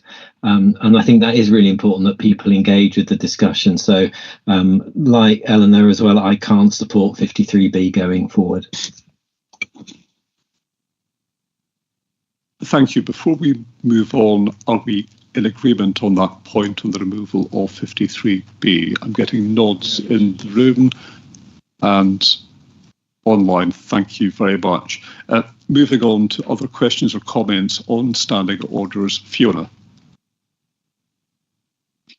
Thank you. Yes, sorry, I'm just being pernickety here, David. But at paragraph 32, it mentions where a member is attending a meeting through a video conference or telephone link. Now, that's the first time that telephone, if I've read this correctly, that's the first time that telephone link has been mentioned. It's always just been by video conference. And I just think for consistency, we have to either have just video conference or video conference and telephone link throughout, because otherwise you think it's maybe just for that particular aspect. So it's just for consistency. Thank you. Yeah, thanks. Agreed, David, if you want to come back in. Yeah, absolutely. I think, Fiona, it's a very good spot. I tried through this to remove references to Telephone Link, which were a bit dated, and revise everything to Telephone Link. I'll happily remove that bit and keep it consistent with video conference throughout. And sorry, yes, in pre-discussion about this, we thought that the phone references had been removed. Well spotted, Fiona. Paul. Yeah, hi, thank you, Sandy. Just a query on 34, paragraph 34. So we have had on occasion a motion put forward and then 2 amendments. And of course, the amendments have to be debated against one another, and one will then be selected to go against the motion. What happens if the majority of the board, if not all of the board, don't agree with the motion, and that the 2 amendments are quite different variations of how the board would wish to proceed? It seems difficult at the moment to allow board members just to select either one of those amendments, because one of them at the current time will be then put before the motion. Is it possible for a board member to raise a further amendment to dismiss the motion and to request the 2 amendments to be considered alone? David? Yeah, well, I think, Paul, the standing orders reflect the fact that there are quite a number of processes that go on prior to a meeting itself taking place. And that is in terms of the development of papers in themselves, which have the recommendations set out in those papers. They are going through in quite a great deal of detail and thinking with the officers supporting the processes, and also with those board members who are elected to either convene or chair the relevant meetings. So there has been quite a lot of process behind the scenes before the papers get to a formal meeting. So that's why there is in the standing orders a recognition and a reflection that the recommendations coming to a meeting have already gone through quite an amount of due process and form the motion to any meeting. And then the standing orders try to structure the best possible way to arrive at, where there is any dissent to that recommendation and therefore any dissent to the motion, what is the majority view of the board in terms of any amendment to that. So I think that they set out as best and as effectively and efficiently as possible a way for a meeting to manage any dissent to the actual recommendation. I do appreciate that different motions can come from very, very different directions, but at the end of the day, the board is going to be asked, or a committee is going to be asked, to make a decision on the final decision, and they need to in some way arrive at least a majority view, and that as set out seems to me to be the best possible way to do that. Thank you. Derek Ross, followed by Bill Lobbin. Thanks very much, Chair. I'm a little bit confused, David. Does the decision we've made about online and telephone, does that mean that we can't come in on by telephone now? Because in the past we could, if our online was down, and that happens in this area. I mean, it's happened many times. I think in Eleanor's case, she's come in by telephone when she hasn't been in the chamber on committee. Are we still going to be allowing that? It's just a point of clarification. I think the aim was to remove phone to ensure presence, visible presence. But David, if you want to come back. Yes, it's a fair point, Derek, and Fiona has already pointed out that I have tried to move towards consistency around video conference. Now this is picking up on an advisory note that's come from the Standards Commission. The Standards Commission's kind of set out in its advice note advice on conduct for hybrid meetings, given that this kind of arrangement that we've currently got in front of us is a more prevalent situation in public bodies now. The advice note, and it's not binding, is suggesting that the standard approach approach for hybrid meetings is by video conference, because it recognises that part and parcel of any meeting is not just what's said, but understanding as well as possible how it is being said, and that reflects on body language and all the other kind of softer aspects of interpersonal actions. So that's suggesting, in terms of the advice note from the Commission, that we move towards reflecting on video conference. There could, I think, still be, if there was an exceptional circumstance where it was only by a telephone link that somebody was ever going to be able to participate in a meeting, then that could be agreed by exception, I believe, through the convener, but that would have to be agreed in advance and not be a standard part of standing orders. But, you know, I've been in situations where the link's gone down, having come into the meeting. I've been part of it. I've come in, gone onto the telephone, and still been able to take part. Also, in terms of meetings, I've been in lots of meetings where we've been told to turn off the camera, David. Yeah. To save bandwidth. Yes, and that can happen. I'm a little. I don't make a huge thing of it, because I don't think it happens that often, David. But, you know, I mean, the Standards Commission aren't always right. They don't have a monopoly on being right.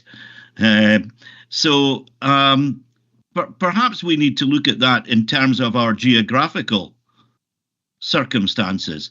And there are still great patches of, certainly, the area that I represent in the council that have very, very poor internet.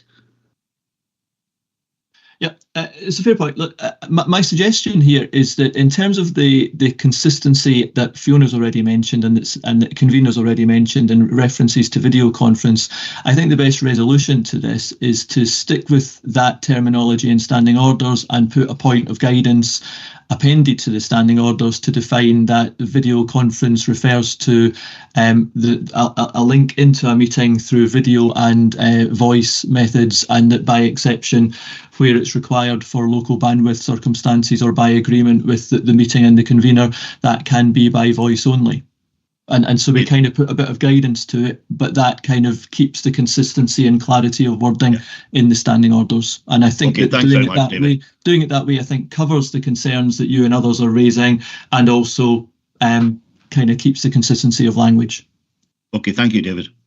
I think if there's contentment on that point, and looking at nods around the room, I think reactions online.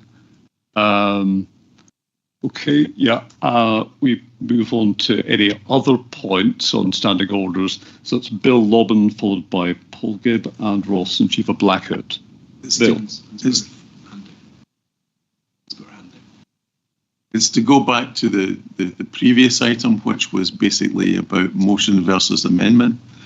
There is a potential other method that, in general, that we take amendment versus amendment and the final amendment against the motion. But at the discretion of the convener of whichever committee or the full board, the convener could then decide it was amendment versus motion and amendment versus motion. I'm maybe not explaining that all that well. No, that.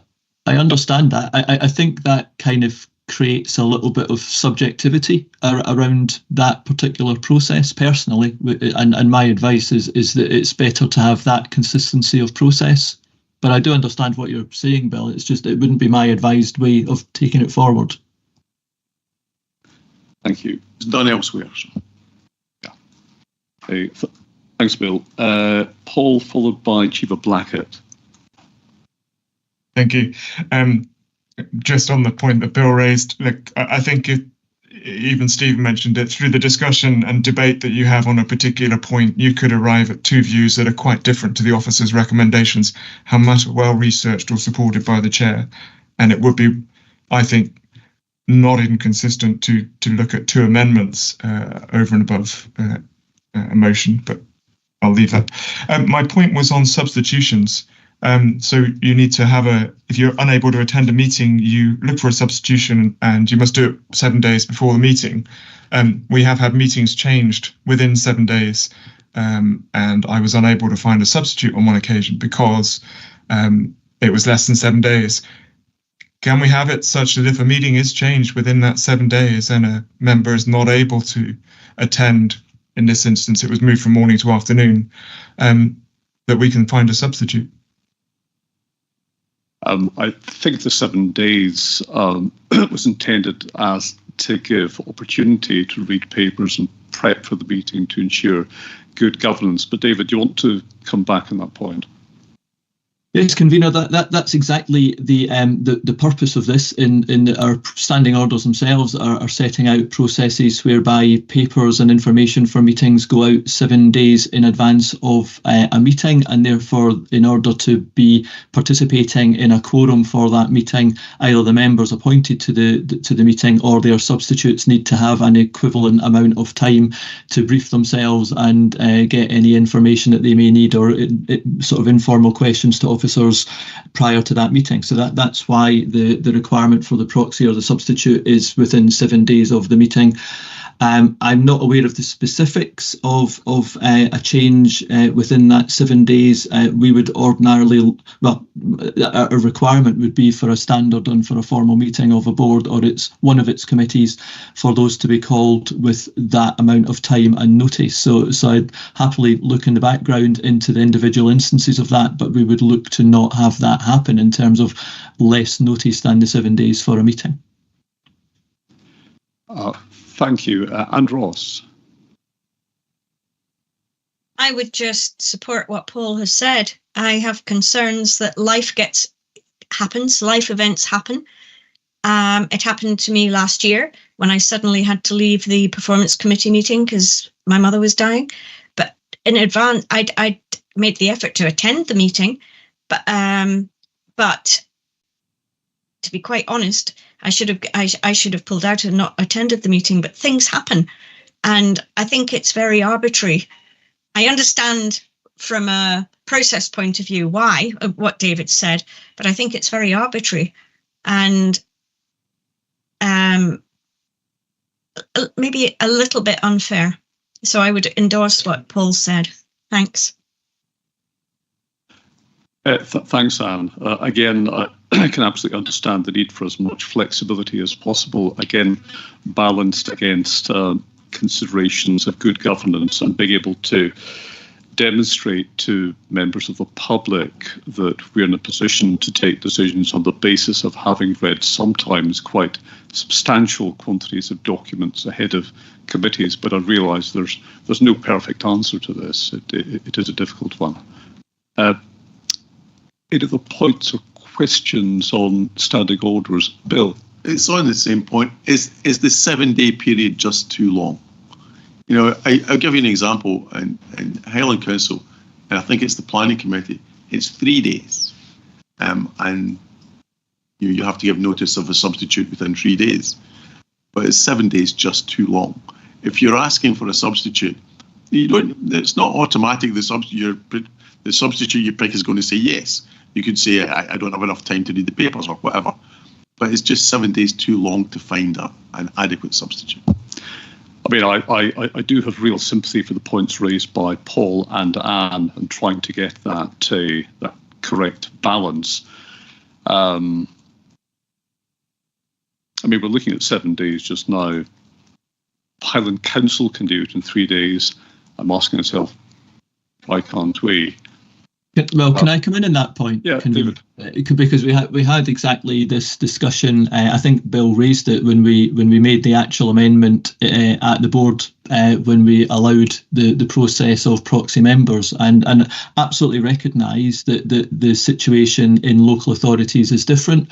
What I would reflect, and what I did reflect at the time as well, was that the situation in terms of decision making in local authorities is also different, where there are more, I suppose, the process in a council is different in as much as the politicisation of councils, the process for decision making in non-departmental public bodies is entirely different, where the responsibility of any member coming to a meeting is for them as an individual to make the decisions that they think are correct in good faith and in the best interests of their public body. So every member that comes to a meeting of the public body, the Park Authority, whether it's the board, whether it's the planning committee or one of its other committees, they as members are acting individually to make the decisions that they believe to be best and in the best interests of that public body. And therefore the 7 days is to give each member coming to that meeting the same amount of time to reflect and to ask questions as their counterparts.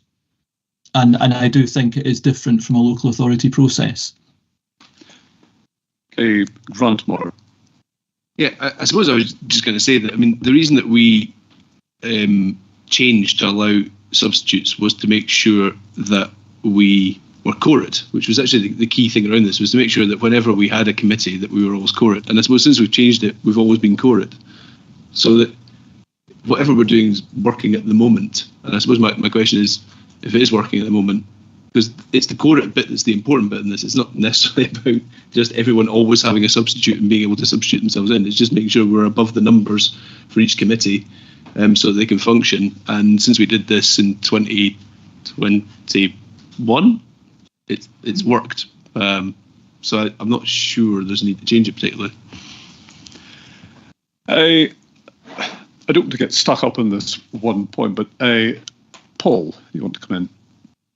Yeah, it was just to say that the papers are published 7 days before. Absolutely everybody on the board has the opportunity to read them 7 days before.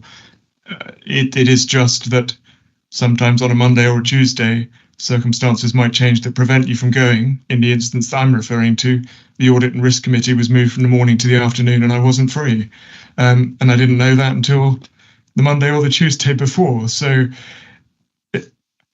I was in London this week. I read all the papers yesterday for this meeting today. I've gone through all the paperwork in a day. It is possible to do it in a shorter frame of time. That's my view. Paul, you did extremely well. I took longer than that. Can I just take the temperature among board members? Is there an appetite to reduce the period for substitutions to 3 days? Around the room. There are nods in agreement all round in the room and online. I'm looking to see reactions. Nods. Not from Fiona and Hannah. No, not from me. Approval from Chris, and Anne has made her point. It's quite interesting to see the ones that are approving are the councillors, so they're obviously used to a different system. But I go back to what Grant said. It's been working for us. Committees are 6. We need 4. I doubt very much if 2 people are going to call off in the last few days prior to a meeting. But that's just my thought. I'm happy with the way it is. Right, I'm suggesting that we stay at 7 days, but keep this under review. And if we do see a problem, then we return to the issue after the 6-month period when we can do this. Are there any other points on standing orders? Questions?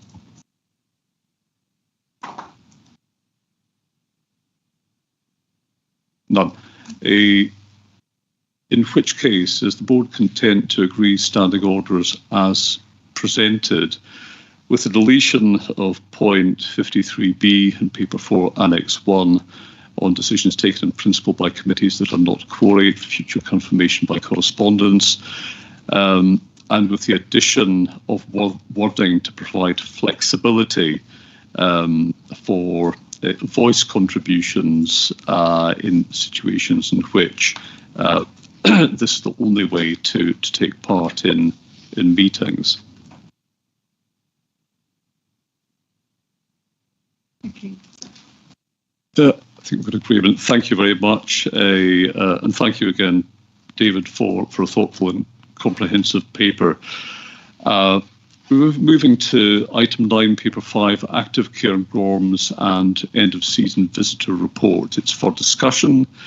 The board is being asked to note the progress towards delivery of the objectives contained in the active cairngorms action plan. Note the report on the visitor-focused activities of the Park Authority and partner ranger services during the 2024 summer season. It's introduced by Colin Simpson, Head of Visitor Services, and I'd ask Colin now to introduce the paper. Okay, thank you, Convener. Members, I just wanted to start off by reminding everyone that this is one of the sub-plans of the National Park Partnership Plan. So it's not a standalone plan, it's fleshing out some of the detail about how we'll deliver a number of the objectives that are in the Park Partnership Plan. It's quite different to previous active cairngorms strategies, most notably in the sense that it brings on board all of the managing for visitors activity. This was something where we didn't have an awful lot of activity in previous years, in previous plans rather. And that's very much come to the fore in recent years, particularly on the back of the kind of COVID restrictions they're lifting and the impact that's had on visitor behaviour and also on our services to cater for that. So there's a number of actions in there which are things that we wouldn't have typically had in such a plan. However, it's a 5-year plan. We're 1 year into the plan. And I think what we're presenting here is to show that there's a reasonable amount of progress. We're pretty much where we would have expected to be 1 year into the plan. It's complemented by a bit of further detail on some of the activity over the past summer. For all that we do have tourism all year round, it's still quite clear that many of the pressures and the issues are felt over the summer period.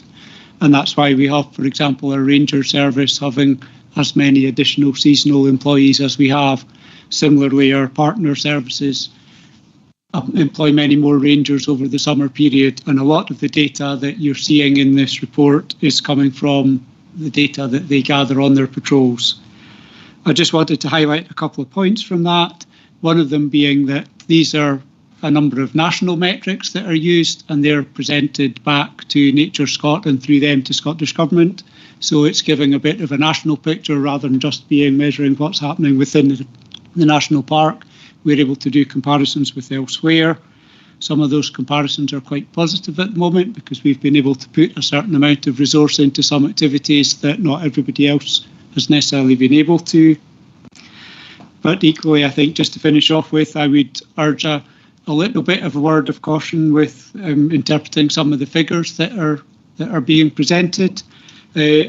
Probably an ideal example of that is the fact that because we had a slightly quieter season in terms of activities like camping, the rangers weren't seeing as many pressures there. If you have a look at the amount of litter they've collected, it's substantially more than it was the previous year. I don't think that's an indication that people are littering more often than they previously were. It's an indication of the rangers having had more time to do that because they weren't addressing quite so many of some of the other pressures. So there's a wee bit of analysis to be done perhaps to some of the figures there. But nonetheless, there's a lot of figures in there that are quite a good guide in terms of showing how much activity there is on the ground. And in particular, how much of that activity is positive. You'll see the number of negative engagements, both with our own ranger service and with our partner ranger services, are absolutely tiny in comparison with the number of engagements overall. And that, Convener, was all I was looking to do by way of introduction, but happy to take questions. Thank you for that, Colin. Comments, questions. First from Fiona, then Michael. Yeah, no, thank you for that, Colin. And it's really good to see the progress that's being made. As you say, it's just the first year, but yeah, really good. It's just a suggestion for maybe for future reporting on this. I would have found it useful to have learned about what the key challenges were, the mitigation efforts, the learning. And I just wondered if maybe that could be incorporated, maybe even in the cover paper and future reporting on this. I think it's just helpful to get those kind of insights as well as sort of like the success stories. Thank you. Yes, absolutely. A very valid point. Happy to do that in future. Thank you. Mike Williamson. Thank you, Convener. I've got a number of questions, principally about have we been seeing more motorhomes coming into the national park? Do you want me to carry on? As I say, I've got one or two questions, or shall I just? And you can probably lump them into one, I suppose. If you want to list them, Mike, and then we'll do it in the order. Okay. Thanks. So I'm just wondering, have we seen an increase in the amount of fly tipping that's going on with it within the national park, and the people abandoning their kit, such as tents and such like? I know in Perth and Kinross we've introduced a no bin policy, trying to get the rangers to encourage people to take the rubbish home rather than us having to pick it up as well. So those are the questions I've got at the moment. Okay. Thank you, Colin. Okay, first of all, Mike, on the motorhomes question, it's quite a difficult one because quite a lot of our patrol activity is actually away from the roads, and it's based around our Scottish Outdoor Access Code activity and what obligations we have there, which of course doesn't apply to motor vehicles. We do, however, record them where we see them at the roadside in a sense unofficial or informal places, and the feedback we're getting both from our own rangers and through the Managing for Visitors group that we convene is that there probably are more. What's more difficult to pin down is whether they're necessarily causing a problem simply by being there. There's definitely a lot of comment, including social media, etc., about the numbers there, but we're not seeing a huge amount of evidence of them necessarily causing issues, but undoubtedly some will be. In terms of fly tipping, we didn't have a long settled spell of good weather this way in the way we had last year, so things like the level of camping and consequent to that, the level of abandoned gear was less, I think, this year than has been the case before. But it is definitely a pattern that we've seen in recent years, that rather than people going out and potentially having to buy quite good quality, quite expensive camping equipment, you can now get things very, very cheaply in supermarkets and the like. And undoubtedly some of our visitors do choose just to leave that behind. So that is definitely an issue we see, but it wasn't quite as much this year as it was in previous years. And in terms of the no bin policy and equivalents elsewhere, I think there's always quite a lot of debate as to whether that does encourage people to take things home or whether it encourages them to act irresponsibly and leave things behind. I suspect the jury's out on that one, but broadly speaking, I think our rangers would still see that most of the evidence they see is that people are behaving responsibly, but again, there are clearly exceptions. Thank you.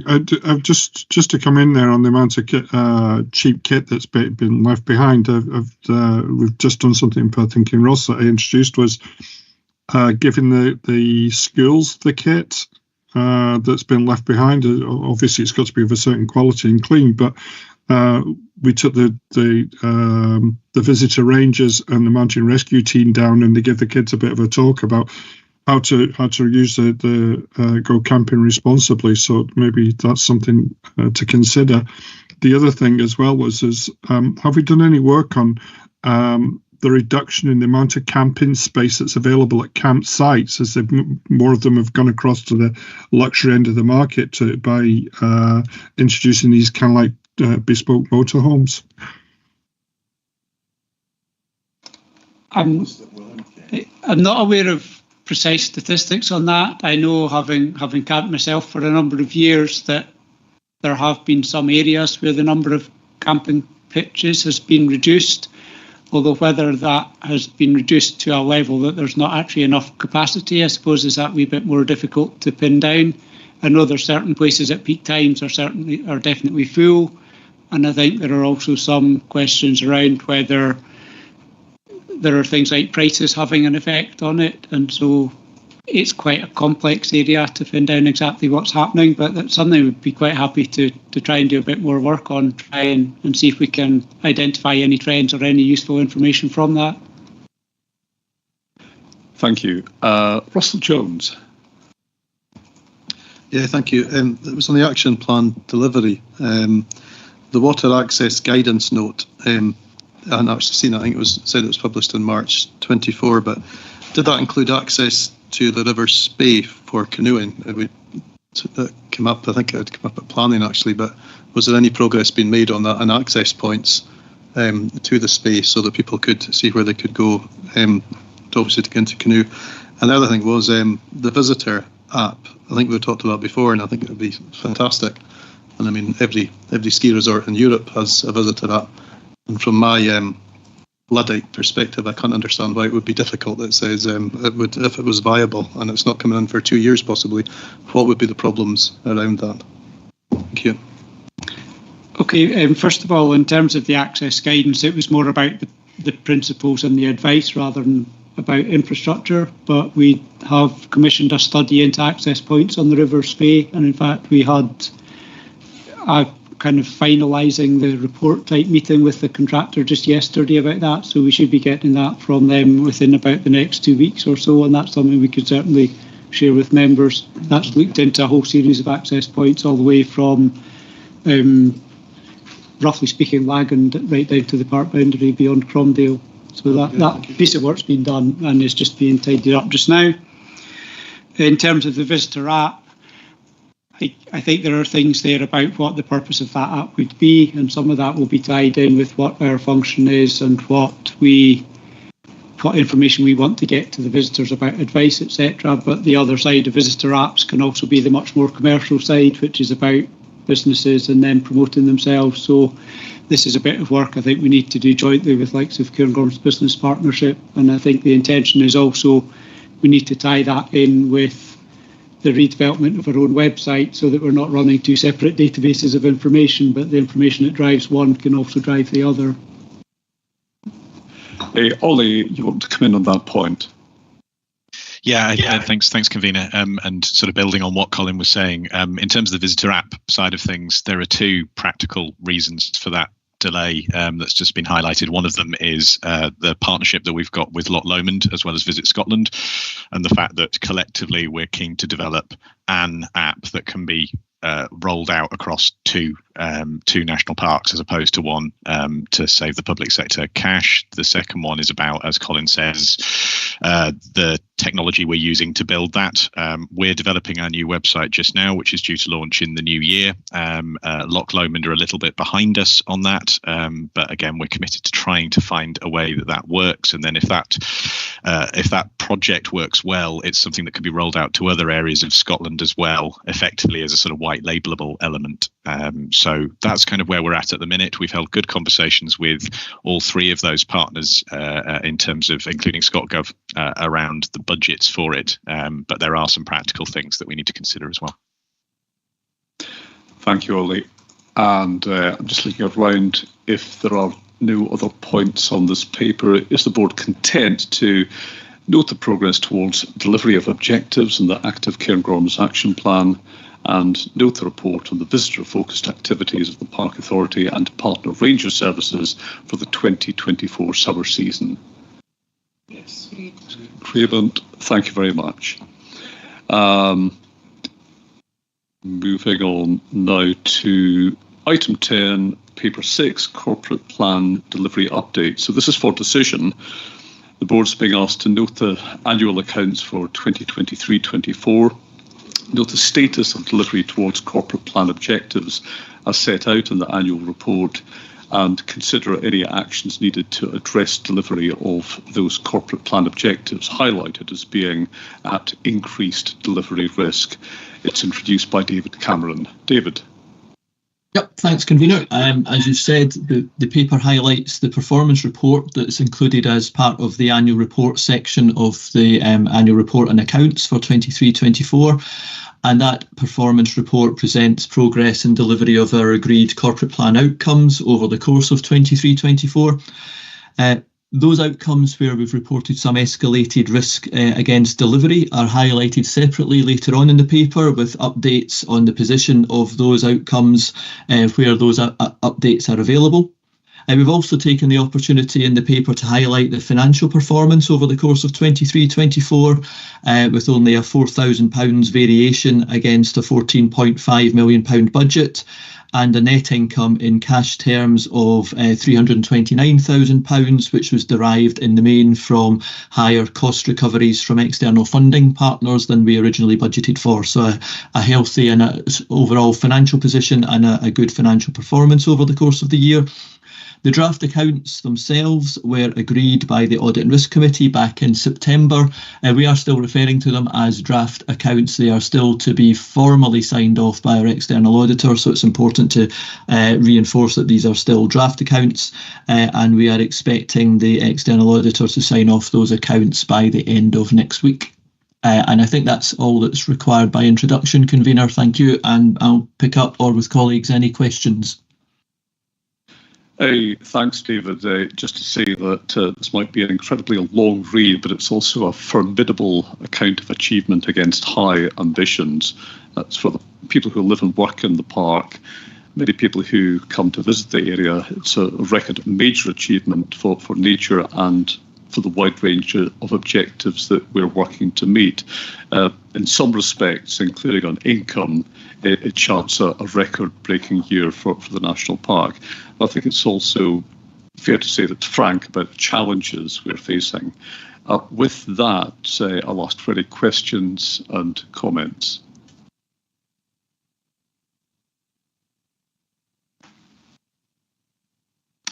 Bill.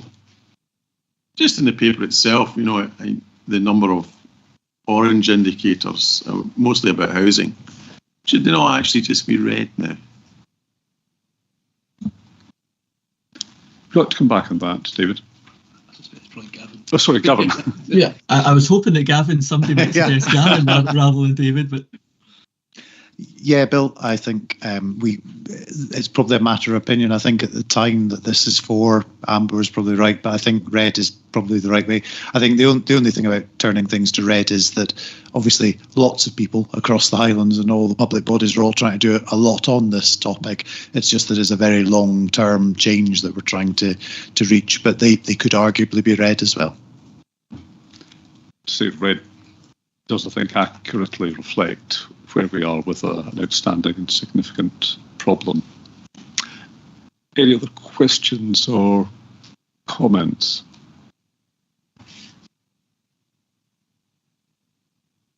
None. In which case is the board content to note the annual draft accounts for 2023-24, note the status of delivery towards the corporate plan objectives as set out in the annual report, and is the board content with actions to address delivery of those corporate plan objectives? Sorry, Jackie Brereton would like to come in. Approving the items, full accounts. The accounts are done through the Audit and Risk Committee rather than, it's more just for the information of the corporate information about delivery that we're taking to this. Just a minor point on page 4, Eleanor's down as joining the board. Eleanor's down as joining the board in 2023,